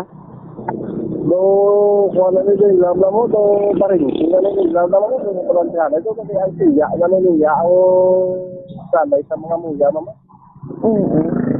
Kagawad, you've mentioned man prior this nga siya man ni ang nanugid nga nagalabay-labay si Carding sa ila dito nga may dala sang kutsilyo. Oo, ma'am, oo. Dahil sa last ko, naglabay ko sa ila, kung na makatulak ko sa baylihan, ang time ko, siya nakambal sa ako nga si Carding nga nagalabay-labay ko nang may dala sundang. Kasi din ko wala ko makita si Carding, yung pangita ko man sa hindi ko man siya yung sa sunod balay na nila, blaman yung sarado na pertahan, hindi ko man ay makumpronta tapos susunod kasi kung ano ko na, trespassing na ko na. So, waay mo yan nakita personally, kagawad? Waay, ma'am. Siya man man lang sa tambaga ko kaya dala-dala sundang ko no. Sa kuan na madamit na dala-dala di sundang sa labay-labay. Ito wala ko sabi ko makita. Ano rin duwa mo yung photo kasi bio mo. Duwa kami kasi bio. Pero ano ni kagawad nun? Kay sa panay sayo niyo, ay siya kuno kabalo kung anong natabo. Pero kabasihan natin sa investigation sa kapulisan and then sa CCTV camera na ara siya the whole time, kagawad. Kung gani man tingala, kung gani, pag-interview siya wala pa lang na CCTV nakita, ang kwan siya, wala siya kuno kabalo, kaya boto ko gani nga, ara, man sa video itong kwan, ang natabo ito. Na-monitor niya siya kagawad, may ano niya siya, do na ara siya ba lang nag-engage illegal nga droga, kung ano man nabing illegal nga buluhaton? Sa amo, tayo wala ba sa ngalan sa amon tadak, manti amo na wala ba sa namon na ginamonitor, pero luway man na sa gagawa ganin, dara man na sa sila, balay na, mga kanta-kanta. Combo Cham, Tawag, Ligada, San Isidro, La Paz. So, nakatala na ini ko no nga dalon ining bangkay isang mga muya initially no based sa mga bumuluyo karon sa hapon nindot wala man to gani sa area in pamilya muya nakalakang ilang apuluyan hindi ko no wala na sila nagatulog dito sa ila balay nagalakating sila ko no kung gabi dito nagatulog ko no sa ibang nga lugar and then nagapuli lang diri ko no kung aga so possible ari naman di sila kay ang may palaypay ang ila lang man diri nga tubang sang balay while in sa pamilya provido ti basi dito nila man ihaya sa bahin sa nga haro, Bombo Cham. All right. Ini si Bombo Pauline Dinati de Piliora, and this is Bombo Radio Philippines, the number one and the most trusted source of news and information. Basta Radio. Bombo. Salamat kid na Bombo Pauline Piliora sa imo siniyang follow-up report. Ang oras naton 38 minutos na nakaligan sa takna siningilaw na pagbalik nato na banwa dugang ang mga balita kag impormasyon. Check naton balita ni Bombo Jomar Villa kaya ang Iloilo Police Provincial Office kag ang duwenya sa Municipal Police Station nagtukod sang SITG para iya nga mag-imbestigar sa sining pagpaarak sang laluthang sa isa iya ka negosyante sang salakyan naga buy and sell. Tinagapati diri karon naton sino otoridad nga mayara sang na agrabyo no ining si Marigold. Rason nga ti inisang hingabot kag or tubtob nga inisang patay. Balikan ta mga balita sa aton sinumakopter ng mga Bombo reporters matapos gilamang bilang importante nga mga pahanumdom. Agud makalikaw sa food poisoning o kung paglain sang tiyan, sundo ng ining nga mga pahanumdom sa pagpreparar sa mga pagkaon kag ilimnon. Manghugas ang kamot kag ipabili ng katinlo antes kag pagkatapos ang paghimos. Kung nagamasakit, likawan ang pagpreparar sang pagkaon para sa iban. Siguraduhon nga naluto sang husto ang pagkaon. Kung mahimo, kauno ng pagkaon samtang mainit pa. Siguraduhon ang katinlo sang pagkaon agod ang selebrasyon mangin mas malipayon. Kabombo, yari ang pwede mo himuon agud makakinot kita sa paggamit sang enerhiya. Kabombo nga motorista, paano ka bala mag-apply sang preno o kon brake kung nagamaneho? Likawan ang golpeada nga pag-accelerate kag pagpreno. Ang golpeada nga pag-accelerate kag pagpreno ang sara nga makakonsumo sang gatong tubtob 3,000. The Farmers Bazaar, your traditional public market with the touch of Plazuela Dos, ang isa ka lugar nga gintukod sa tion kag sa kasagsagan sang COVID-19 pandemic nga may tinutuyo nga maghatag sa imo sang safe marketing experience. Subong nga ang COVID-19 hindi nagidman dako nga pamahog kag nagapakadto na kita sa next normal. Rest assured nga ang Farmers Bazaar will further evolve agud yung magpadayon sa paghatag sa inyo sing satisfying marketing experience. The Farmers Bazaar. Sa lower level, tara na pahamtang ang fish, poultry kag meat section para naman sa inyo mga kinahanglanon nga prutas Utang kagiban pa, magbisita sa upper level, pinaagi sa paggamit sa hagdanan o kung sa pagkadto direkta sa parking lot. The Farmers Bazaar, your traditional public market with a touch of Plazuela Dos. Kabombo, yari ang isa ka energy saving tip nga dapat mahibaluan mo. Dako bala permi ang imo balayran sa kuryente bisan abi mo. Malaka man lang kamo nagagamit sang appliances? Basi may vampira sa inyo balay. Hindi ini vampira kaangay ni Dracula nga nagasuyop sang dugo. Ini amo ang vampire power. Madamo nga mga appliances kaangay sang gadgets, chargers, microwaves. Kagiban pa, ang nagakonsumo sa gihapon sang phantom energy bisa naka-off na apang nakasaksak pa. Gani siguro ha nga na-unplug gid ang appliances kung wala na inigi Plazuela de Iloilo Billboard of Activities for March 22 to 28, 2026. Songs that you fell in love with from the 60s to the present will once again be yours. Kaupod ang Technocrats Band sa concert at the Plaza. Magasugod alas 6 ng gabi sa Marso 28, Sabado. Sa tion sa musical show, napulo ka mga matahom nga Plazuela de Iloilo Mags kag madamo pang iban ang igaparafol sa mga suki isang Plazuela de Iloilo. Sa Marso 29, Domingo, ginaagdang tanan nga mangin kabahin sang Palm Sunday Mass nga pagahiwaton sa Latolda sa mga adlaw alas 11 sang aga. Sa tion sang Holy Mass, ipangamuyo naton sa Ginoo that we Filipinos would soon realize nga kinahanglan naton maggugpong ilabi na gid subong nga ang aton pungsod ang yara sa runga sang mounting political uncertainties. Isa ka oras bago ang pagsugod sa misa sa March 29 o kung umpisa alas 10 ang aga, ang may luyag na mag-avail sang Sacrament of Reconciliation o kung ang pagpangumpisar, ang pwede gid makahimo sini. Plazuela de Iloilo, we remain to be one with you in the common hope for a better community and a progressive country in 2026. Kabombo! Yari ang isa ka energy saving tip nga dapat mahibaluan mo. Maggamit sa mga energy efficient nga mga appliances agud makakinot sa kuryente. Ang simple nga pagkinot sa konsumo sang kuryente may dako nga kontribusyon sa pagpahagan-hagan sa operasyon sa mga planta nga nagagatong sang fossil fuels agud makaproduce ang enerhiya. Ang sobrang nga paggamit sang fossil fuels ang may kontribusyon sa climate change. Kung magbakal sang appliances para sa sulod balay o kung sa opisina, mangunseho gid sa dealer kung sa diin ang mas makakinot sang kuryente.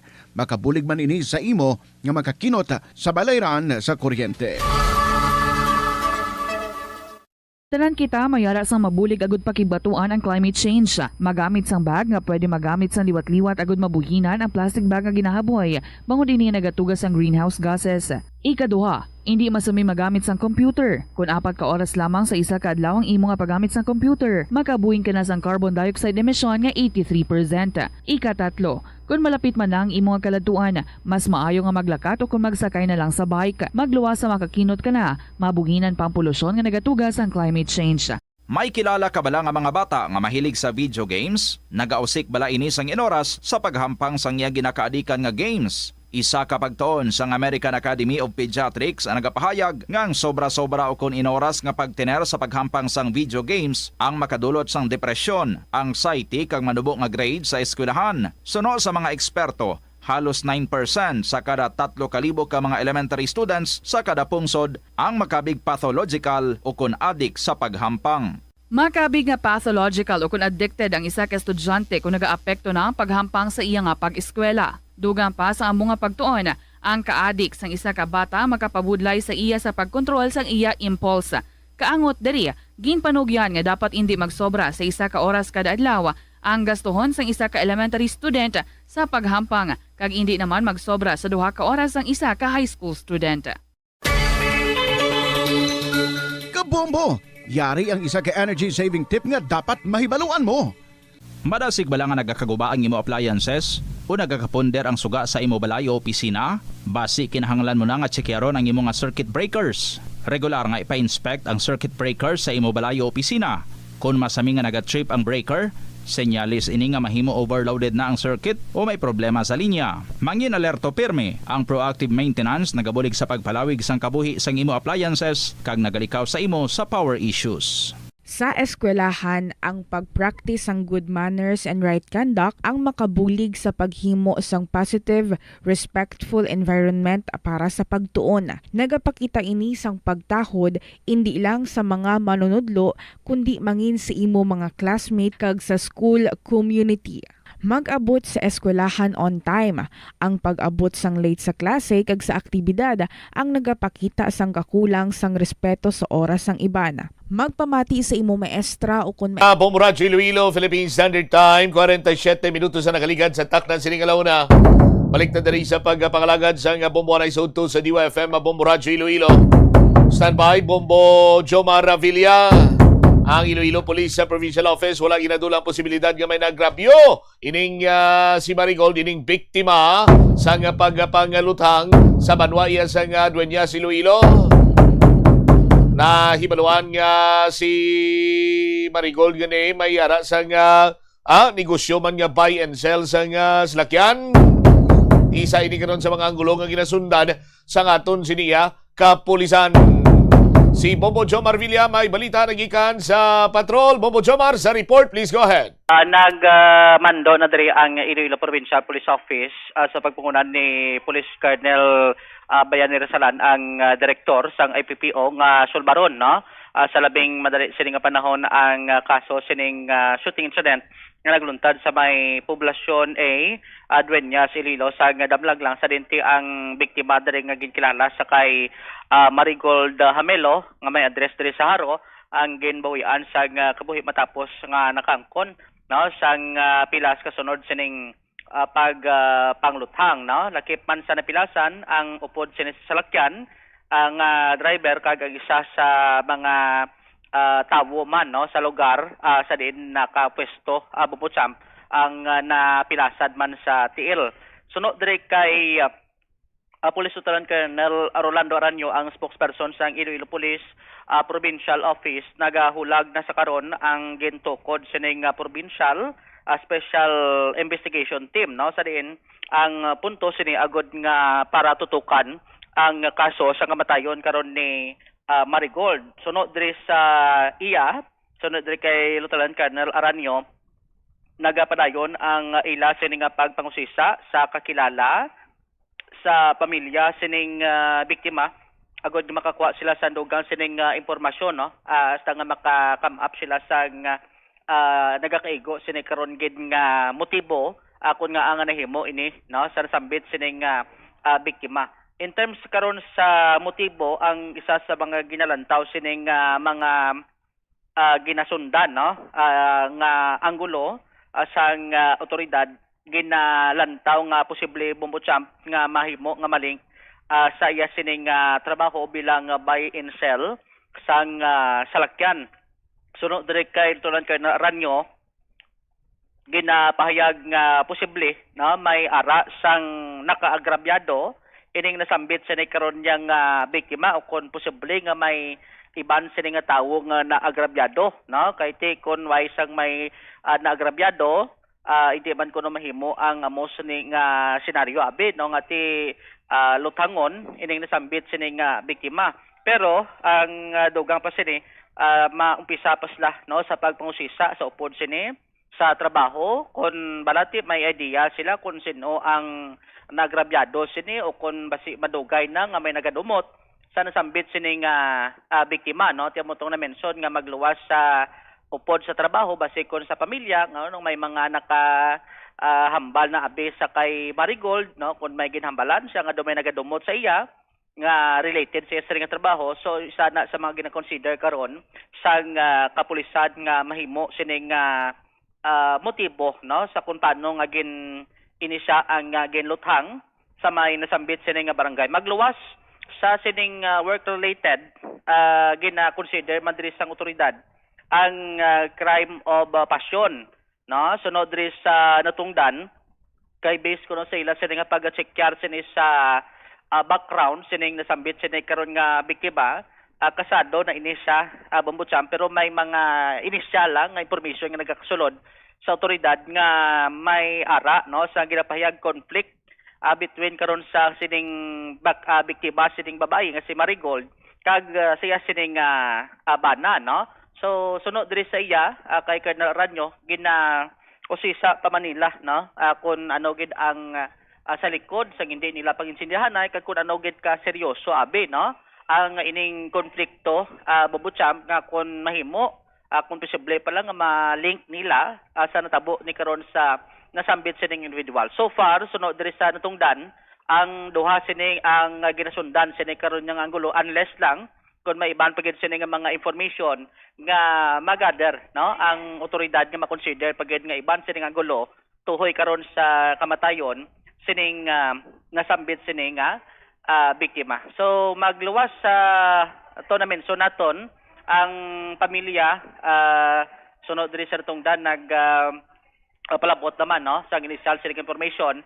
So yes pa na kung ano sini ang matipon no nga mga impormasyon dugang agod nga ti makasustain no kag makakam up sila sa mas mapag-on pagid nga motibo kag amo na ang ila sini nga pagatutukan diri sa ila sini nga tigayonon kung ginapatigayon nga investigasyon.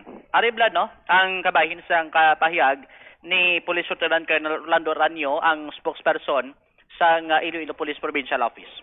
Jones, ang aton sining Iloilo Police Provincial Office nagtukod sa Provincial Special Investigation Team which is nga akot ini sa mando sa aton sining Provincial Director ni Police Colonel Bayani Embrasalan no kay personal sa gid dito nga nagkadto after knowing sang incident naton dito sa Dueñas Iloilo so nagmando siya nga mag-create gilayon sang aton nga SIT no para nga mapadasig naton ining aton investigation mapadalma naton at the same time ma-identify naton Bumbud Jones ang suspitsado o kung mga suspitsado kag mga hibaluan naton kung ano gid bala ang motibo sa shooting incident natin kung sabihin ginkamatay sang isa naton ka biktima nga isa ka babae at the same time may mga ara dira nga nadugang pa nga na-injured nga duha ka individual.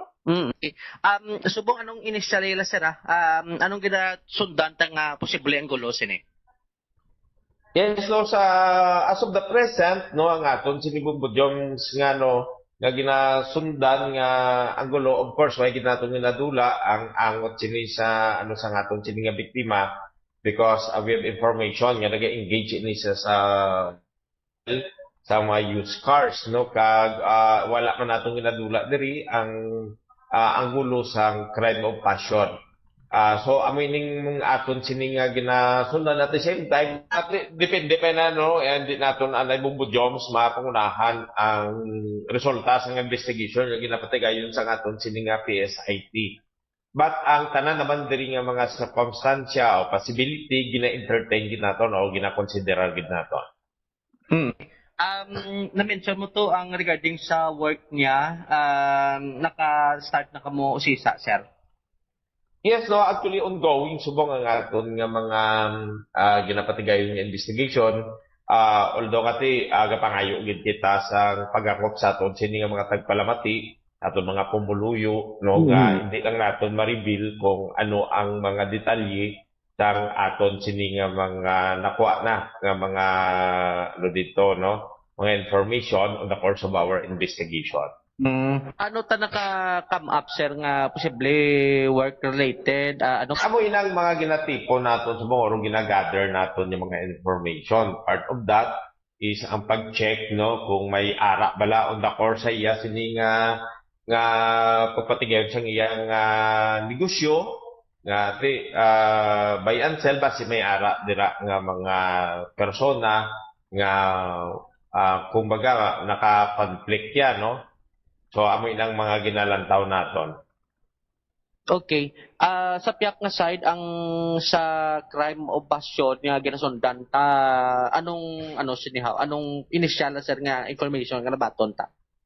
Yes, actually tingin na konsideran naton una kay ang aton ning biktima is kasado siya, although nga we have information nga nabaton nga though they're not in good terms no sa iya sining husband. Ginakonsidera lang natin but we have not yet arrived sa ginatawag naton nga conclusion kung ano gid bala ang matuod nga rason nga ang ginpanglutang sila dito o ginpatay ang aton nga biktima. So amo inang pinagig ka purpose naton nga ang continuous kay sige-sige ang aton nga pagpadalom sini para nga ma-determine naton may baluan gid naton kung ano gid bala nga rason. Kay sino gid bala ang naghimo no sang sadtong krimen. Nabatian si Police Lieutenant Colonel Orlando Aranyo, ang spokesperson sa Iloilo Police Provincial Office sa Bumbucham. So, dems karon sa ila sining investigasyon ang nagapadayon ta kagado hindi pa klaro no kung bala may mga ginalantaw na sila karon nga mga suspitsado sini pero diri gani mo pisa sa pagtumod sa motibo kun din gid man sa trabaho kung sino tong sining na agrabyado abi kung may conflict so posible na nga makalid karon sa pag-identify sining mga suspect o kung suspect no Bumbucham. Pero sunod kay Colonel Aranyo do hindi kuno magnubo sa no do hindi man kuno mobra ka isang tawo so posible kuno mga duwa ang naghimo sadtong pagpanglutang sa sining nasambit sining karon nga biktima upod tong sining nga sakay man sa sulod sa nga salakyan. Bumbucham. All right. Now karon duha ka mga anggulo ang gindiga sa IPPO. Bumbuchomar, crime of passion kay as per their investigation not in good terms si ining biktima si Marigold sa iya sining bana nagbulagay ni sila Bumbuchomar. Amo nang initial nga impormasyon lang gin release diri sa aton nga kasado kag do hindi la why na nagitsindihan na why man mention nga do nagbulagan na gid Bumbucham. So amo na ganing gid na usisa ta karon kung ano ang ginbaisa no kung ano gid kadalom abay kung ano ka seryoso sini nga kung paano nga posible nga maling karon sa sining natabo man sa nasambit sining biktima Bumbucham kay kun not in good terms sa mga mag-asawa isa natural man nga do ni kisa mayuhay mo Bumbucham unless nanti kung do may madalong pagid sinada nga posible nga malawig pagid ka do seryoso sining nga do hindi pagid sindihanay.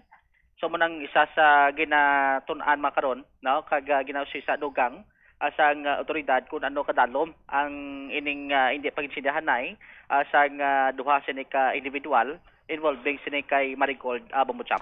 All right. Now sa may naagravyo siya nga iya sining customer kay kumo nagabay in sell sang salakyan. May naagrabyo siya nga customer or base kon kompetisyon. Magamba ko nga kompetisyon ka kompetensya yabla? Sa negosyo? Ang na-mention pa lang ding may na may naagrabyado ay lang to natumod kung bala ang naagrabyado na ang customer Bumbucham o kung may competition pagid nga iban sa ding persona abi kining nasambit sa ni karon nga individual no sa aton sa ni karon nga mga kabubo kay very limited pa lang ang initial sa nga mga impormasyon nga pagwa karon sa otoridad regarding karon sa ila sining investigasyon at tuhoy karon sa sabit sining insidente Bumbucham. All right. So munang latest by the way pakigangot man kita diri tingana mo na naguro Bumbuchomar sa masulod nga pangalagad. So iban sa din bantayan sa iban sa public affairs program sang Bumbo Radio Iloilo. Ini si Bumbuchomar Consumo Villa and this is Bumbo Radio Philippines, the number one most trusted source of news and information. Basta Radio, Bumbo. Salamat kid na Bumbuchomar Villa. Ginapadalman karon sa aton siniya nga kapulisan sa nga Special Investigation Task Group. Ang abo sining mga anggulo, posible mayara sa problema sa relasyon. Sa aton sining mga kasimanwa kag ining may nagrabyo kuno sa negosyo. Ti paano nagrabyo ang customer? Agrabyado customer o kung mayara siya sa agrabyado sining iyang kakompetensya. Bantayan kay ginatutukan man ini karon sa Bombo Radio ang nasambitan sini iyang kaso sa paglutang patay sa kay Marigold dito sa may banwa sa Dueñas, Iloilo. Standby na kamo sa kapon lamang program. Kaupo naman sa kay Tita Regine. Ini si Momo Chama Blanco Vergabilin sa imo sa manenay nga hapon. May God bless us all. This is Bombo Radio Philippines, the number one and most trusted source of news and information na Basta Radio. Bombo! Oras! Kabombo! Yari ang isa ka energy saving tip nga dapat mahibaluan mo. Buksan ang mga bintana, puwertahan, kag kortina sa aga tubtubapon agud makasulod ang natural nga kasanag kag preska nga hangin sa sulod sang balay. Kung masanag ang sulod sang balay, hindi na kinahanglan nga maggamit sang suga sa adlaw kag mabuhinan man ang paggamit sa electric fan o kon aircon. Dako nga bulig man ang maayong air circulation sa pagpabugnaw sa balay, ilabi na sa mainit nga klima subong sa Pilipinas. Mas na namian bala ikaw magtuon sa balay ipaanggid sa eskwelahan nga madamo ang tawo? Isa ka panugyan para epektibo ang pagtuon sa balay, amo ang pagpangita sa designated area agud nga matiniran kung ikaw nagasulat, nagabasa o kung nag-review. Pwede man nga lamesa sa kusina o kung sa desk sa sang inyo nga balay, pero hindi gid magigda sa imo nga katre samtang nagatuon. Ini bagod nagakatemtar gid ikaw nga magpiyong-piyong, tubtub nga dalayon na ikaw nga matulugan. Siguraduha man nga malimpyo kag organisado ang lugar nga imo ginatun-an. Ini nga pahanumdom ang ginadulong sa imo sang the number one and most trusted radio network in the country, Bombo Radio Philippines. Basta Radio! Bombo! Yari ang isa ka praktikal nga pamaagi agud makakinot sa paggamit sang tubig. Mahilig ka bala mag-order sang iced coffee o kon milk tea kag ipa-deliver sa imo workplace? Kung naubos mo na inom kag wala pa natunaw ang ice, pwede mo man ini matipon para sa indoor o kon outdoor plants. Ang small amounts ng coffee residue ang masami harmless kag makabenefit sa acid-loving plants pareho sang roses. Ang kalibutan ginakabugusan sang 71% sang tubig o kun kadagatan. Kag ang kadagatan nagabulig sa pagtugas ng tubig nga aton mainom kag The Farmer's Bazaar, your traditional public market with the touch of Plazuela Dos, ang isa ka lugar nga gintukod sa tion kag sa kasagsagan sa COVID-19 pandemic nga may tinutuyo nga maghatag sa imo sang safe marketing experience. Subong nga ang COVID-19 hindi na gid man dako nga pamahog kag nagapakadto na kita sa next normal. Rest assured nga ang Farmer's Bazaar will further evolve agud nga magpadayon sa paghatag sa inyo sing satisfying marketing experience. The Farmer's Bazaar. Sa lower level, tara na pahamtang ang fish, poultry kag meat section para naman sa inyo mga kinahanglanon nga prutas, utang kag iban pa, magbisita sa upper level, pinaagi sa paggamit sa hagdanan o kon sa pagkadto direkta sa parking lot. The Farmer's Bazaar, your traditional public market with the touch of Plazuela Dos. nagasala ka bala sa imo nga tulunan kag daw hindi ka makahibalo kung ano ang imo nga unahon. Kung magtuon ikaw, siguraduhang anay nga nakakaon ikaw sang maayo, agud nga maka-function ang imo nga utok. Kung gusto mo ang snacks, siguraduhan man nga na-preparar na ini antes pa man ang imo study time. Bangod basi, mawili ikaw sa pagkuti sang imo nga pagkaon, kag ma-distract ikaw sa imo nga tulunan. Siguraduhan man nga tapos na ang imo nga olobrahon sa sulod sang balay para nga makalikaw sa interruption, kag para sigurado naman nga maka-relax ikaw kung matapos mo na ang pag-review. Ini nga pahanumdom ang ginadulong sa imo sang the number one and most trusted radio network in the country, Bombo Radio Philippines. Basta Radio! Bombo! Paborito mo man bala kaunon ang prutas nga saging kabombo? Nakahibalo ka bala nga ang Pilipinas ang ikaduha sa pinakadako nga exporter sang saging sa bilog nga kalibutan. Sandig sa United Nations Food and Agriculture Organization, ang pungsod ang naka-export sang 2.93 million metric tons sang saging sa tuig 2025. Nagapangduha kita sa top exporter nga pungsod Ecuador. Ang saging manggaranon sa mga bitamina kag minerals, kaangay sang vitamin A, C, B6 kag potassium nga kinahanglan sa immune system, energy production kag cell protection. Bangod sa mataas nga potassium content sang saging, epektibo ini sang healthy blood pressure kag nagasuporta sa overall heart function. Panugyan na rin sa eksperto kung kwarta ang paghambalan. Apesar limitado ang imo abilidad nga mag-invest, ang gamay nga contribution sa investment accounts ang makabulig sa imo nga maggamit ang earned money nga maka-generate sang dugang nga income. Ikonsiderar ang pagbukas ng retirement account o kung iban nga investment account. Ini nga pahanumdom ang ginadulong sa imo sang the number 1 and most trusted radio network in the country, Plus Wala de Iloilo Billboard of Activities for March 22 to 28, 2026. Songs that you fell in love with from the 60s to the present will once again be yours. Kaupod ang Technocrats Band sa concert at the Plaza. Magasugod alas 6 ng gabi sa Marso 28, Sabado. Sa tion sa musical show, napulo ka mga matahom nga Plus Wala de Iloilo Mags kag madamo pa nga iban ang iga-paraffle sa mga suki sang Plus Wala de Iloilo. Sa Marso 29, Domingo, ginaagdang tanan nga mangin kabahin sang Palm Sunday Mass nga pagahiwaton sa Latolda sa mga adlaw alas 11 sang aga. Sa tion sang Holy Mass, ipangamuyo naton sa Ginoo that we Filipinos would soon realize nga kinahanglan naton maghugpong ilabi na gid subong nga ang aton pungsod ang yara sa runga sang mounting political uncertainties. Isa ka oras bago ang pagsugod sa misa sa March 29 ukon umpisa alas 10 ang aga, ang may luyag na mag-avail sang Sacrament of Reconciliation o kung ang pagpangumpisar ang pwede gid makahimo sini. Plus Wala de Iloilo, we remain to be one with you in the common hope for a better community and a progressive country in 2026. Nag-subscribe bala ikaw sa mga serbisyo nga wala mo man ginagamit? Halimbawa, ang balayran mo na bala para nga makalantaw ikaw sang movies, pero sa tuod lang, wala naman ikaw tiyempo nga maglantaw sini.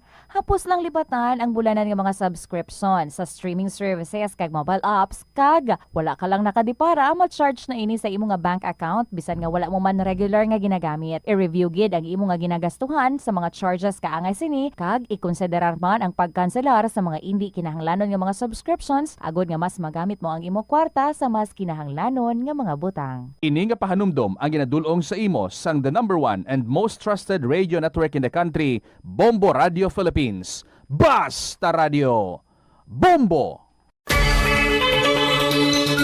Kabombo! Yari ang isa ka energy saving tip nga dapat mahibaluan mo. Kung ginbilin ang computer nga nagaandar bisan wala ginagamit, nagakonsumo gihapon ini sang kuryente. Mas makinot kung ibutang sa sleep mode kung wala ginagamit sang 5 to 10 minutes. O kung i-shutdown ini kung mag-break ikaw sang mas sobra sa 15 minutes. Ang monitor pwede man nga patyon pagkatapos sang 3 to 5 minutes nga wala ginagamit. Sa sini nga paagi, makakinot ang opisina sang dako nga kuryente kada bulan.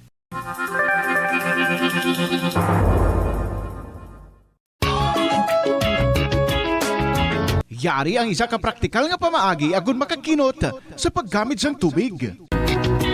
Usisa kag gayohon galayon ang nagalik. Bisan pa sa tig-ululan nga adlaw, ang nagatulo nga gripo kag tubo nagausik sa madamo nga litro sang tubig. Gani hindi na maguyang sang tiempo. Kay uha nagatulo nga gripo o kung tubo. Idi bangod nga ang kada tinulo sang tubig nga nagakausik. Katumbas ini ang senentimos man nga nagakauyang halin sa imo bulsa.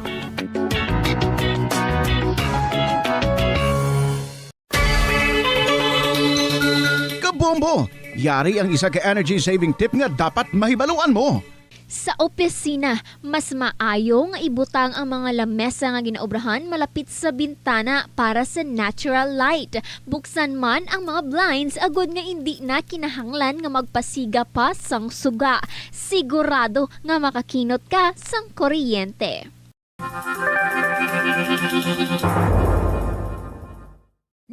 Ginadubilian ang iligal nga droga. Makamamatay. Ang nagagamit sang shabu posible mapatay tungod sa cardiac arrest o kung hindi gani tungod sa drug overdose. Makaguba sang lawas. Makadulot ini sang pagkaguba sang kidney o kung pag-angkon sang hepatitis. Posible man nga malatnan sang acquired immune deficiency syndrome o kung AIDS. Maglikaw sa iligal nga droga para sa matawhay kag malinong nga komunidad kag pamilya. Kabombo, yari ang pwede mong himuon agud makakinot kita sa paggamit sang enerhiya. Nakahibalo ka bala nga sa husto nga setting sang imo aircon temperature, mahimo ka nga makakinot sang tubtob 300 pesos kada bulan. I-set ang aircon sa 24 degrees Celsius ang temperature setting o mas sobra pa, imbes nga 20 tubtob 22 degrees Celsius para makakinot sang tubtob 300 pesos kada bulan sa electric bill. Base ini sa 2.0 HP aircon nga nagaandar sang 8 ka oras kada adlaw. Ang estimate na kabase sa pagtuon, apang mahimo man ini nga magbag-o depende sa bilis ng kuryente kag sa kalawigon sang oras nga ginagamit ang aircon. Hindi lamang sa jeans o kuntugas ang katigulangon ang rason sang hair loss o kung pagkaunot sang buhok na tukiban sang health expert. Ito ang Bombo Radio Philippines. Fully digitalized. Numero 1 sa balita, komentaryo, drama at serbisyo publiko. Bombo Radio Philippines. Bombo Radio Philippines. Unmatched. Number 1 and most trusted source of news and information. Basta Radio Bombo! Good afternoon mga kabombo! We're back to bring you more interesting stories today sa Kahapon Lamang program. Kumusta ka mo? This is Tita Regine. Nag-aabi-abigid sa inyo, nagatamyaw sang maayong hapon, and I hope ara na kamuda, nakaplastar na ka mo, and your day is just good. Remember, always focus on the positive. 12 minutes after 2 o'clock, kagbasi ready naman ang inyong mga stories dira. You can email your story sa bombo_iloilo@bomboradio.info or pwede man sulaton ang mga kasaysayan and then ipadala nyo lang sa Kahapon Lamang program, DYFM, Bombo Radio, Iloilo, Sky City Tower, Mapa Street, Iloilo City. This is Tita Regine, and I'd like to welcome each and every one of you sa sining hapon with a song from Kija Velez. Ikaw na. Good afternoon. Welcome sa KLP.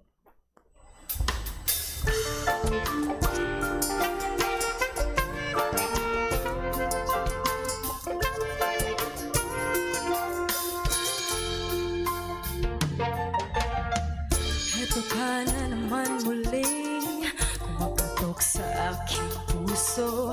Mag-ibig na kay kulito, puso tila di ka na bago. Di sa pinagkakait, maligayang minimithi. Ayoko lang masaktan ka muli at bumalik sa pagkakasawi. Eto'y abay alam mo, kita espera. Di ko razon. Eto'y abay alam mo, kay Dalia. Inspirasyon na vida. Kung ko'y nawera ko, mi corazon contigo tama.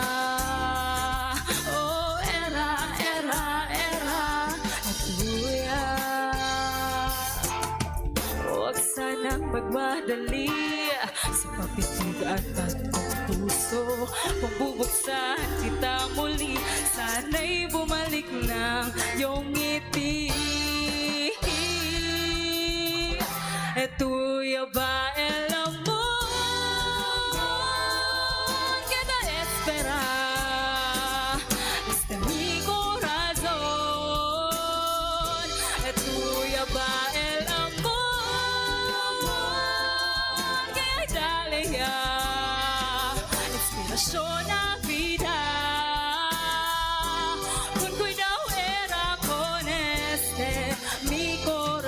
Contigo tama.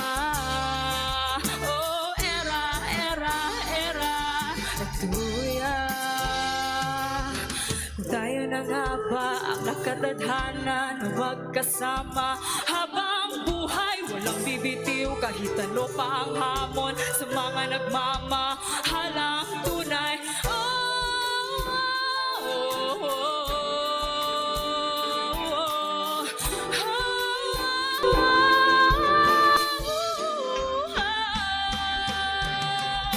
Ikaw na nga bang pag-ibig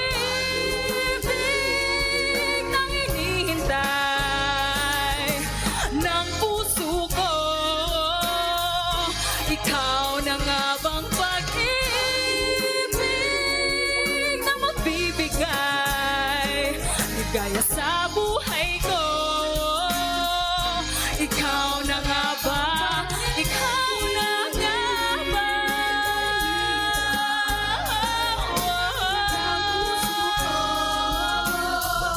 Ikaw na nga ba? Ikaw na nga ba? Sa buhay ko, alagaan mo sana itong puso kong nilalaan sa'yo. Sana, ikaw na. Sana, ikaw na.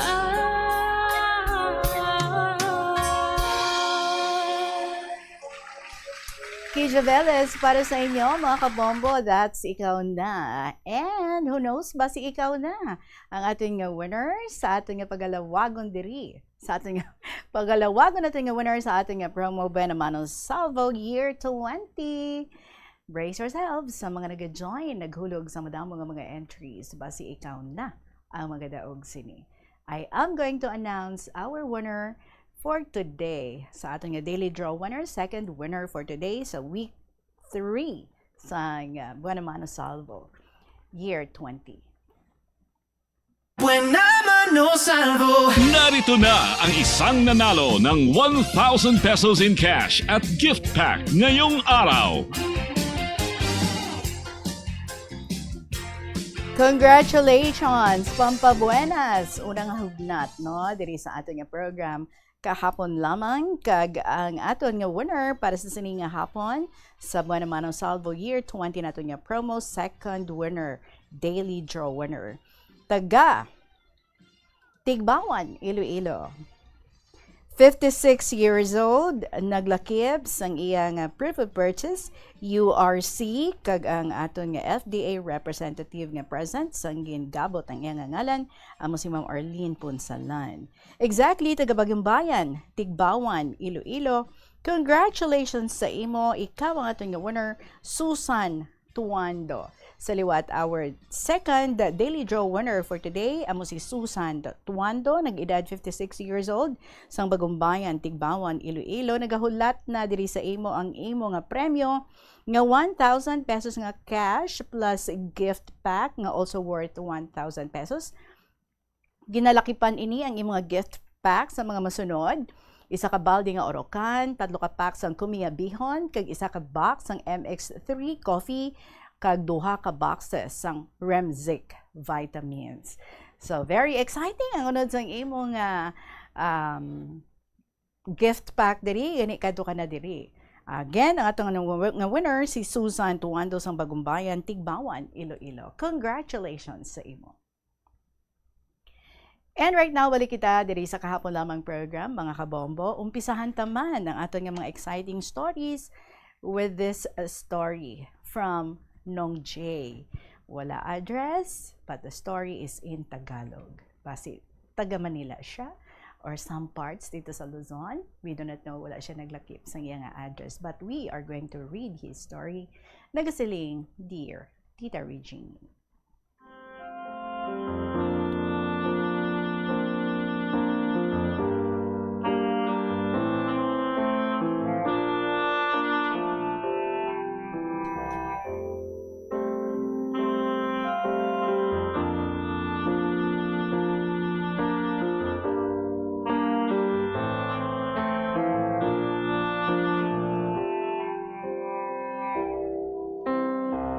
Magandang araw po sa inyo, Tita Reg, at sa lahat ng ating mga tagapakinig dito sa kahapon lamang program ng Bombo Radio Iloilo. Ako nga po pala si Nong J, 23 anyos, isang simpleng kabataang nangangarap sa buhay. Isa akong panganay sa 5 magkakapatid na anak nila John at Roslyn, at tulad ng karamihan, ang pangarap ko ay simple lang. Ang makapagtapos ng kolehiyo upang mabigyan ng mas maayos na buhay ang aking sarili at higit sa lahat ang aking pamilya. Pangarap kong makatulong sa aking mga kapatid na ngayon ay nagsusumikap na ring mabuhay sa sarili nilang paraan. Nagtatrabaho habang nag-aaral at patuloy na lumalaban sa hamon ng buhay. Noon, buo pa ang aming pamilya. Sama-sama kaming naninirahan, kasama sina Papa at Mama. Hindi man kami mayaman, masasabi kong mayaman kami sa pagmamahalan. Sa maliit naming tahanan, puno ng tawanan, kwentuhan, at simpleng kaligayahan ang bawat araw. Kahit minsan ay asin lang ang inuulam namin o kaya'y tuyo, hindi yon naging hadlang para maramdaman namin ang init ng pagmamahal ng isang pamilya. Sa murang edad, tinuruan na kami ni na Mama at Papa ng mga bagay na hindi matutunan sa paaralan. Kung paano magtiis, kung paano maging matatag, at kung paano lumaban sa kabila ng kahirapan. Sila ang unang nagturo sa amin na ang buhay ay hindi madali, pero kailangang ipaglaban. Ang mga aral na iyon ang nagsilbing pundasyon ng aking pagkatao at daladala ko hanggang sa kasalukuyan. Ngunit dumating ang isang yugto sa aming buhay na hindi namin inaasahan. Ang yugto na tuluyang sumubok sa aming pagkatao bilang isang pamilya. Nasangkot si Papa sa isang krimen dulot ng kahirapan. Isang pangyayaring sumira sa imahe ng aming pamilya at tuluyang nag-alis sa kanya sa aming piling. Hindi ko maipaliwanag ang sakit at kalituhan na aking naramdaman noong mga panahong yun. Para bang isang iglap na wala ang haligi ng aming tahanan. At sa halip na mas lalo kaming pagtibayin ang pangyayaring yun, mas lalo pa itong nagdulot ng pagkawasak. Si Mama na inaasahan naming magiging sandigan namin sa panahong yun ay nagdesisyon ding iwan kami. Nagkaroon siya ng bagong pamilya at piniling tahakin ang ibang landas na wala kami. Kami na kanyang mga anak ay naiwan, nalilito, nasasaktan at naghahanap ng pagmamahal na bigla na lamang nawala. Kami ay pinagkatiwala sa aming mga tiyahin. Sa umpisa, inisip naming yun na ang magiging bagong tahanan namin. Ngunit hindi naging madali ang aming naging sitwasyon. Bilang panganay, ako ang unang nakaramdam ng bigat ng responsibilidad at sakit ng realidad. Hindi lang kahirapan ang aking hinaharap, kundi pati na rin ang masasakit na salita na nagmumula sa taong inaasahan kong mag-aaruga sa amin. Madalas kong marinig na hindi ko raw maaabot ang aking mga pangarap, na wala raw magpapaaral sa akin, na baka matulad lang din ako sa aking mga magulang. Isang pagkukumpara na masakit tanggapin, lalo na kung alam mong ginagawa mo ang lahat upang maging iba ang iyong kinabukasan. Tita Reg, hindi ko po maikakaila. Maraming gabi ang ginugol ko sa pag-iyak. Tahimik. Walang nakakarinig. Walang nakakakita. Mga gabing kino-question ko ang aking sarili. Kung may patutunguhan pa ba ang lahat ng paghihirap ko? Kung may magbabago pa ba sa aking sitwasyon? Pero sa kabila ng lahat ng yon, may isang bagay akong pinanghawakan. Ang aking pangarap. Pinili kong manahimik, hindi dahil mahina ako, kundi dahil ayaw kong patunayan ang kanilang sinasabi. Pinili kong lumaban kahit hindi ko alam kung saan ako dadalhin ng aking mga hakbang. Dumating ako sa puntong halos sumuko na ako. Pagod na ako, physical, emotional, at mental. Ngunit sa gitna ng dilim, may mga taong naging liwanag sa aking landas. Ang pinsan ng aking lola na isang guro at ang kanyang mga kasamahan, sila ang naging tulay upang mabigyan ako ng panibagong pagkakataon. Tinulungan nila akong makabangon at makahanap ng pamilyang handang tumanggap sa akin. Sa pamilyang yun, naranasan ko muli ang pakiramdam na may nagmamalasakit, may nagmamahal, at may naniniwala sa kakayahan ko. Doon nagsimula ang bagong yugto ng aking buhay. Naging working student ako habang nagtatrabaho sa kanilang farm. Hindi naging madali ang pagsabayin ang pag-aaral at pagtatrabaho. May mga araw na pagod ang aking katawan, pero kailangan ko pa rin pumasok sa klase. May mga gabi na halos wala na akong lakas, pero kailangan ko pa rin mag-aral. Pero sa kabila ng lahat ng yun, mas pinili kong magpatuloy. Dahil sa pamilyang tumanggap sa akin, hindi ko naramdaman na ako ay nag-iisa. Hindi nila ako itinuring na simpleng trabahante lamang. Itinuring nila akong bahagi ng kanilang pamilya. At sa bawat araw na lumilipas, unti-unti kong nabuo muli ang aking tiwala sa sarili at sa aking kakayahan. Hindi ko kailanman piniling sumuko. Naniniwala ako na walang pagsubok na ibinibigay ang Diyos na hindi natin kayang lampasan. Lahat ng sakit, lahat ng luha, lahat ng hirap, may dahilan. Hindi ito ibinibigay para tayo ay pabagsakin, kundi para tayo ay hubugin at patatagin para sa mas malaking plano na inihanda para sa atin. Sa ngayon, ako po ay nasa 3 taon na sa kursong Bachelor of Science in Agriculture, Major in Crop Science. Hindi pa man ako tapos, masasabi kong isa na itong malaking tagumpay para sa akin. Malayo pa ang aking lalakbayin, pero masasabi kong malayo na rin ang aking narating. Sa bawat hakbang na aking tinatahak, dala ko ang aking mga pinagdaanan. Hindi bilang pabigat, kundi bilang inspirasyon upang lalo pang magsumikap.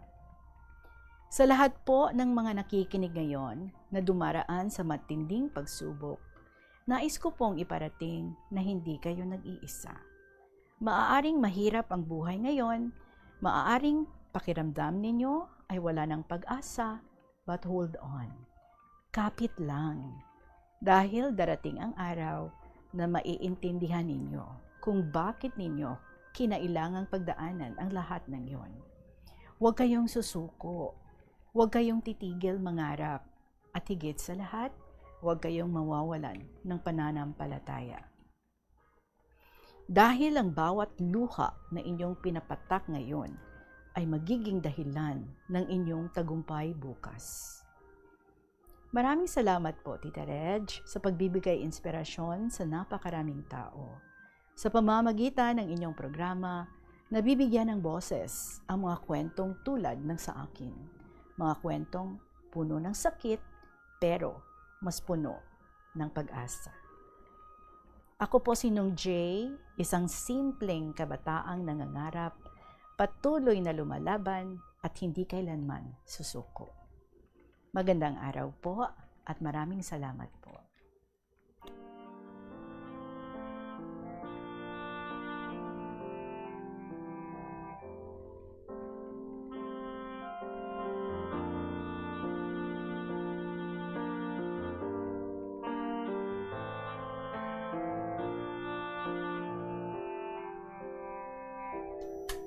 Dong Jay, first of all, congratulations on being persistent to pursue your dreams. You are almost there. Abot kamay mo na. So continue to fight and struggle and not give up your dreams. The Lord has sent you people who would love you, who would understand you, and who would support you and also support your dreams. And you should never, never give up on your dreams. Let me just remind you of some reasons kung nga hindi ka dapat magbuya sa imo nga mga handom sa kabuhoy. Una, it gives life meaning and purpose. Kung may ginahandom ka. Ang mga handom nag-provide sang sense of direction and motivation sa aton nga kabuhi. Nagabulig ini sa aton nga mag-focus on what is truly important. Kung wala kita sa mga handom, ang kabuhi can feel aimless or stagnant. Wala purpose. Or ara ka lang no? Doon nagalutaw-lutaw ka lang. No movement.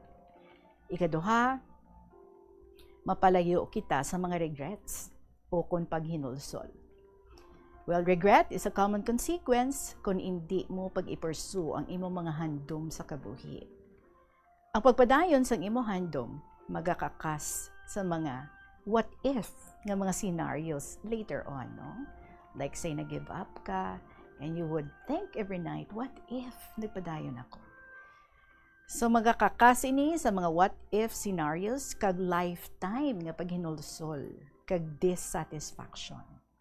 Do kumbaga kukot ang imo nga hunahuna. Third, nagadevelop ini sang personal growth and resilience. Ang imo nga journey pakadto sa paglabot sang imo handom nagatulod sa imo nga mag-develop sang bag-o nga mga skills, problem-solving abilities, kag mental resilience nga makabulig gid sa tanan nga areas sang imo nga kabuhi. Now, you're having all these. May mga na-develop na ikaw nga skills, may mga abilidad ka na sa pagsolbar sa mga problema, kag mabakod ka na. Mentally, emotionally, and even physically. So fourth, nagahatag ini sang psychological well-being. Ang combination sang passion kag perseverance nagahatag higher life satisfaction, nagapanubo sang level sang anxiety kag depression, kag naga-improve sang imo emotions. Do you agree?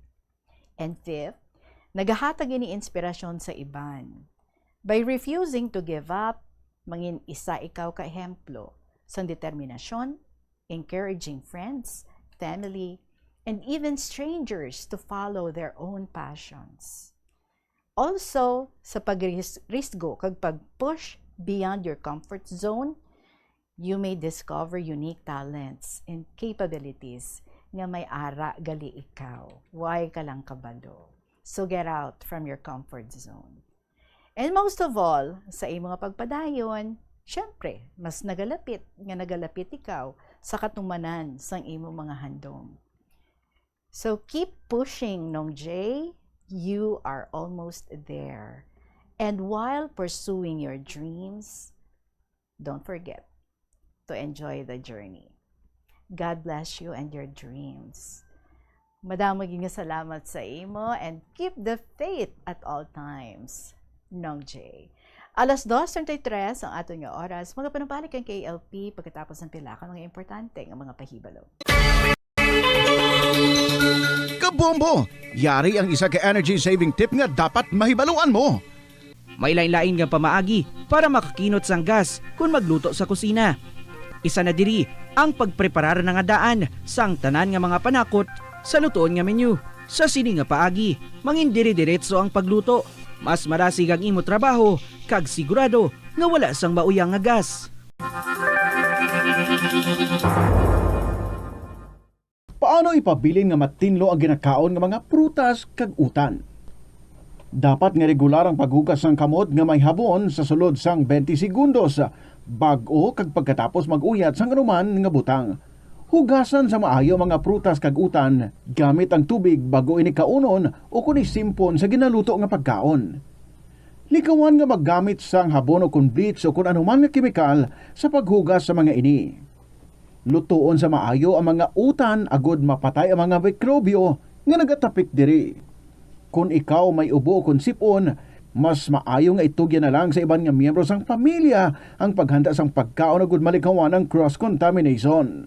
Ini nga pahanumdom ang ginadulong sa imo sang the number 1 and most trusted radio network in the country, Bombo Radio Philippines. Basta Radio Bombo! Kabombo! Yari ang isa ka energy saving tip nga dapat mahibaluan mo. Kung magbutang sang pagkaon sa refrigerator, hindi magbutang nga bago pa lang naluto o mainit pa. Pabugnawaan na yung pagkaon antes taguon sa ref. Sa sini nga paagi hindi maayawan ng fridge sa pagpabugnaw sang temperatura. Regular man nga i-defrost ang imo ref kag freezer. I-defrost na ini kung magdamol na sang 1/4 inch ang ice para masiguro nga maayo perme ang andar sini.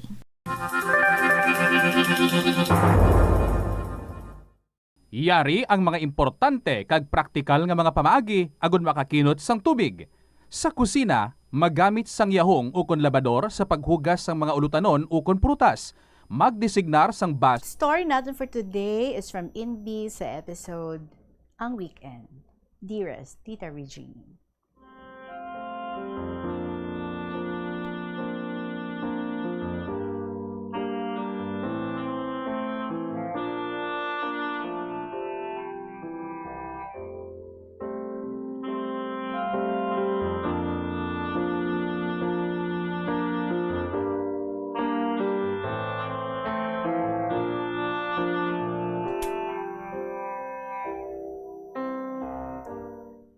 Ang katugnaw balusubong sang kaagahon, kung kaisa, daw hindi pa ikaw ganahan magbangon. Bisan alas 6 ron, nga nagapamalaw ron ang mga manok, nagapamukaw, nga matuka ron. Ay, ilam Kung kaisa, ginadamgo mo pa ang kuring, nga ginakaraykay ka na nga mabangon.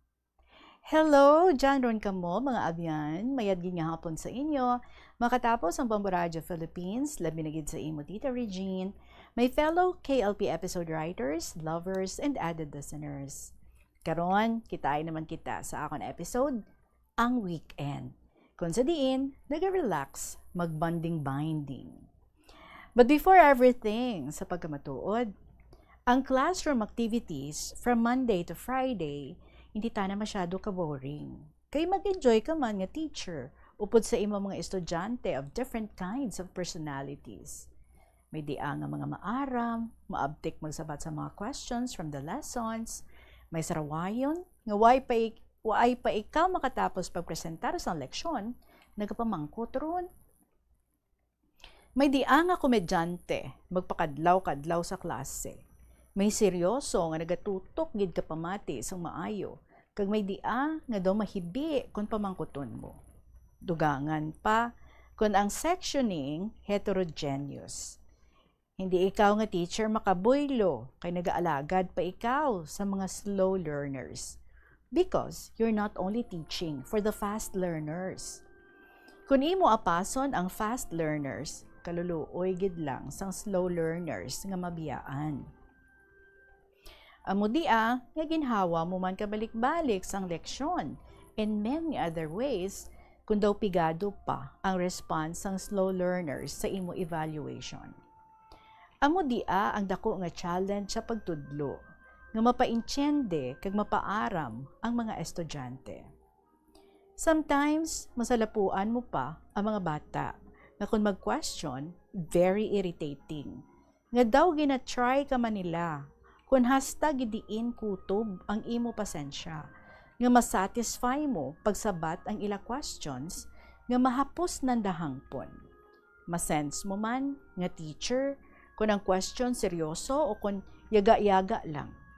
Kaya depende di sa imo, kung paano mo sila i-control, not to snub or blow up in a hurting way, nga ma-offend sila.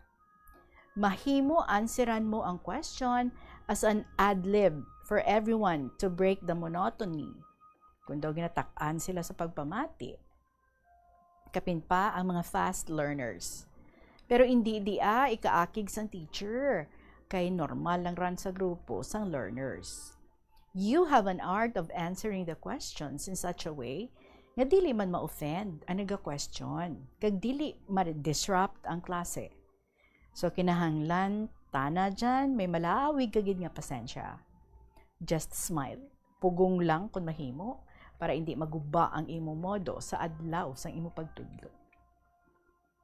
As a teacher, after a day, malipay ikaw, pagpasalamat kay Lord, nga why ikaw minsalakay or may nasalakay nga bata. Gani, mahimbing ang imo pagtulog sa gabi that so far, you have served the Lord above all by serving your students very satisfactorily. Besides, you're also thinking of the next lesson for the following class session. Hindi ba lang may fellow retired teachers? May mga nagapalamatigid, I'm sure, ng mga retired teachers man as of this time. Speaking of education has changed, in the field of teaching tradition, grammar during our school days,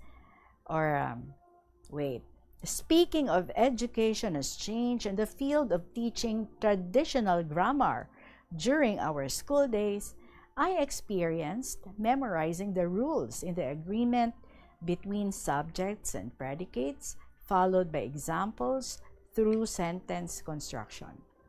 Okay man, nakuha man namon ang among nga challenge, but as time goes on, changes are made. From this specific example, the change took place in the reverse procedure. Ang sentence constructions were presented ahead of the rules being explained and were asked to answer the lead questions for us to arrive at stating the rules. So the teacher found out if the lead questions were correctly answered. Very simple and very easy for the students to understand and state the rules based from the sentence constructed as examples. Very retentive and enable them to develop ang ilang thinking and speaking abilities kag ang ilang skills. Applicable man ini sa tanan nga iban nga mga subjects kaangay sang math, science kag iban pa.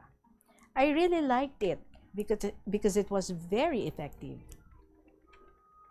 Kung may pamaagi man lang nga mahapos ang kabataan maintindihan ang leksyon, insa aton di ihikaw sa ilang maestra. Teachers are like actors and actresses on the stage of an effective learning process. Nag-encourage na sila, nag-appreciate, kag nag-enliven sa mga students to equip themselves of everything in all walks of life to be successful in the near future. However, we schedule every Saturday for household chores and Sunday for family bonding fellowship in the church and outing. Isa sa Domingo, tapos ang misa, naligo kami sa dagat. Nag-imbitar si Mrs. L, upod namon nga maestra, nagpa-blessing sang ilabago nga pamboat pangisda. Naglechon, nagkilaw sang fresh bulinaw, nagsugba sang matan kag budloy, nagsabaw sang pakinhason, nagluto sang alimango kag lukon. Yen parisan, tinanok na saging, kamote, kag golden cassava. May pang-dessert nga bukayo kag kulabo nga butong, kag may pang-tulak nga soft drinks. Ay, sa kabibo kaayo nga kinananay, halin sa alas 11 sa aga, hasta alas 4 sa hapon. Masadya, kay may tape recorder sila nga dala, nagpa-sound, nagsayaw-sayaw para mahilisan dayon. While si R nga puwerte ang kaon, ay nagsuruka, kag si P nagdiskarga sa marayo nga puong-puong. Natingala kami nga nagkarera ang duha ka dalagan, gali may manog sila nga natapakan. Naginarakhak kami, kay nagabatak pa si P sang shorts niya nga nawagak. Kita mo lang, kung daw ano ka-super ang mga teachers kung makagamon, mag-arte sa ilabanding, binding. Ha ha ha. Mayo lang kay waay hard liquor na makapataranta, makapahuloy sang mata, kag magtulog dayon. maghuragok sa higad sang baybayon. Kay kun may ara, tapos gid. Lagmit gid sila mabiyaan. Behave og honest kaayo amon mga boys. Way sila dala makahurubog nga irimnon. Well, memorable man sang amon pagkinasadya, kay duha kami ni Madsi, nagpanginhas kami Tita Regine, nagpanguha sang gulaman, sige istorya, kagwaay kami makahibalo, nga natunok ron kami sang tuyom or sea urchin. Oy. So nagkadto kami sa higad sang baybayon, nagpungko, nagtururo ang luha sa katuyom nga kasakit sang amon dapadapa nga natunok sang tuyom. Naghambal si Mr. and Mrs. L. Nga ihian kuno dayon para makuha ang kasakit. To hindi kami makapati, pero very effective. Tapos 30 minutes, daw itiman lang agin pahid, kaya wala man dayon ang kasakit. Abi mo, Tita Regine, amo ang gingamit ni Mia sang binggawan, sang matunok siya sang tuyom. Daw iya man to pa doktor, pero nagangut-ngut gihapon. May nakatugda sa iya nga bulngon, huruman sang langgaw, pero nagasakit gihapon. Nadumduman ko sang una, nakaagi kami ni Madsi, natunok sang tuyom. Kag-ihi lang ang gintambal sa do nga nag-ayo dayon. Kay dito pa kami mismo sa dagat, kag amon dayon ginihian. Akon anay gin-message si Madsi, kay ang sa iya ni Mia about 2 weeks na nga natunok tana. Kaluoy sa iya nga nagakiang-kiang kapabusog. Maayo kay nag-reply dayon si Madsi, ug akon dayon gin-relate ang amo nga message nga tambalan lang niya sang iya ihi, maskin dugay ron nga natunok tana. Ginsalod niya ang iya ihi, kag ihurom. Salamat gid kay Lord, nga nag-amat-amat kagwa ang tunok. Uy, tuod, kay nagaganhagan ang busog. Until nga nag-ayo ron. Puwerte man ang pasalamat ni Mia sa akon. Hambal ko pasalamat ikaw kay Lord, simbahi sa Leganes, sindihi sang kandila, kay siya Vicente Ferrer nga bantog nga santos nga mananambal. Kanami isang ipamatyag, nga nag-ayo na siya. Gani mga abyan, ginashare ko ini sa inyo para kahibalo ka mo sang epektibo nga tambal kung matunok ka mo sang sea urchin or tuyom sa dagat. Hindi naton maibitar ang disgrasya, unahi sa kalawasan, maski nagahalong gid kita. Isa pa ka bonding, Tita Regine, tama man ka timely ang birthday sa amon principal. Sabado nga nag-schedule ang PTCA nga mag-tree planting around the school campus para may shade ang mga estudyante kung may outdoor activities sila. Nagplano ang amon faculty and staff nga i-surprise namon birthday serenade si Madam at 4:30 a.m. of that day. Kagali, ang student government officers nagplano man nga ma-join sa amon serenade. Naghiriman anay kami late in the afternoon na of Friday after the class. Nagpahibalo ila advisor sa akon bilang president sa amon faculty and staff, so I called my fellow teachers immediately just to rehearse the sequence of our medley serenade songs, maskin makaisa lang, and give them the copy. We stayed for a while nga makauna pa uli si Madam para hindi niya mabatian ang pag-practice namon. Tapos ginpa-order ko ang amon PRO sang hot pandesal og taho at 5 a.m. nga i-deliver sa balay nila Madam kay ma-serenade kami. Kanami man sa ila sa bakery, kay on time man ang delivery. Puwerte gid ang amon paghinay-hinay nga hindi makadisturbo. Pero ano man nga disgrasya, nakasandad ang isa ka bata sa bato kag nag-aruroy sa kasakit sang sikina. Nanitsit ila sang advisor, gulpi man nga naghipos nga nagapisngo. Pay nakaihi pagid sa karamig. Gipapahiran ko sang iya panyo ang iya siki. Ginaplasan ko sang white flower kay hilot-hiluton. Dungan man nga nakibot ang boy ni attorney, ang bana ni Madam, kay iya ni ginhambalan nga mag-aros kaldo with native chicken para mainit-initan amon tiyan. Abaw, naghirinong kado lang kaldero. Alas 4 palang gali sa kaagahon, naluto na ron ang arroz caldo kag ang native chocolate, ready to be served. Nagumpisa na kami kaharana, kag ang kudong sang isa ka bata, nalambot sang kalayo sa kandila, kay may candles and flowers offering kami sa celebrant. Di kundi nagginula, duman sanda, nanitsit, duman ila advisor. Mayad, hay napalong mandayon, kag naghiripos man sanda. Pamatsyag ko, dugyan sundlugid bala kami isang panahon. Disiplinado man ang kabataan, nagahalong man, pay hindi mo gid malikawan, ang waay gina-expectar nga matabo. Tapos namon serenade, may short program, hasta nagpasalamat si attorney, kag dako man ang kalipay ni madam. Tapos nagpainit kami sang taho with hot pandesal, arroz caldo, kag kakao nga tsokolate. At 7 a.m., hingagaw kami pauli, kay alas 8 ang amon schedule for tree planting. 3 ka oras ang amon tree planting, from 8 to 11 in the morning.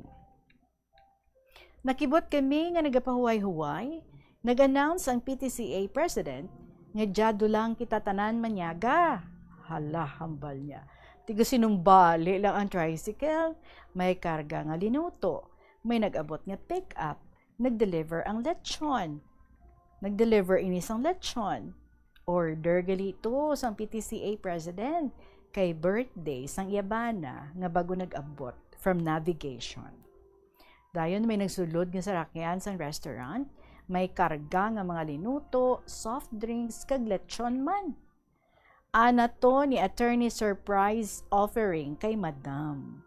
So, nagpa-deliver kami faculty and staff, duha ka birthday cake, isa kay madam, kagang isa iya sang bana sang amon PTCA president.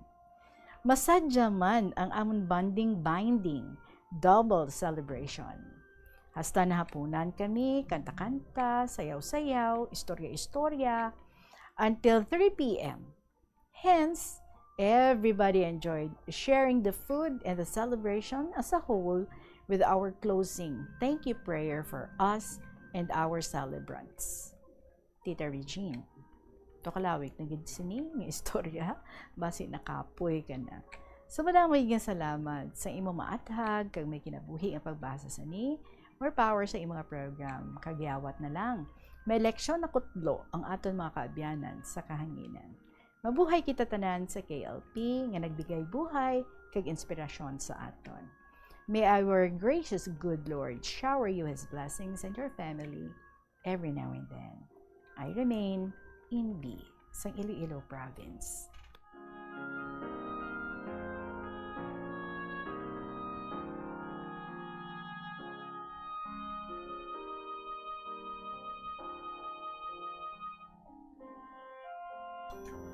In B, enjoy kami sa imong again. Share sa amon sa sininga hapon. And I am pretty sure kadamo sa mga retired teachers man dira. Retired but not tired.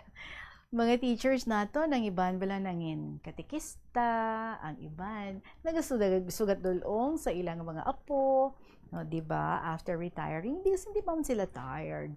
And they are still very useful. Kag makahatag gyapon sang bulig and at the same time inspirasyon. Kag sigurado gid ako related sila sa imo nga naging share diri sa aton about teaching, about mga dynamics sa sulod sang classroom, about mga students nga lain-lain ang mga personalidad. And of course, ang difference between sang mga fast learners kag sang slow learners nga dapat no ang teacher kabalugid magbalanse sini, especially kung gin-combine ang ini nga sahi sa mga estudyante. And bilang teacher kadamo sang inyo nga mga times together nga kung sa diin nag-enjoy ka mo, wala lang nagbinding pagid as you have said. And I am sure nga mga beautiful memories no until now. Ang sarap balik-balikan, hindi bala? And maybe you're also thinking one time, ma-reunion ka mo, makilitanay ka mo liwat, ano ka sa dyan, kung matabuin na.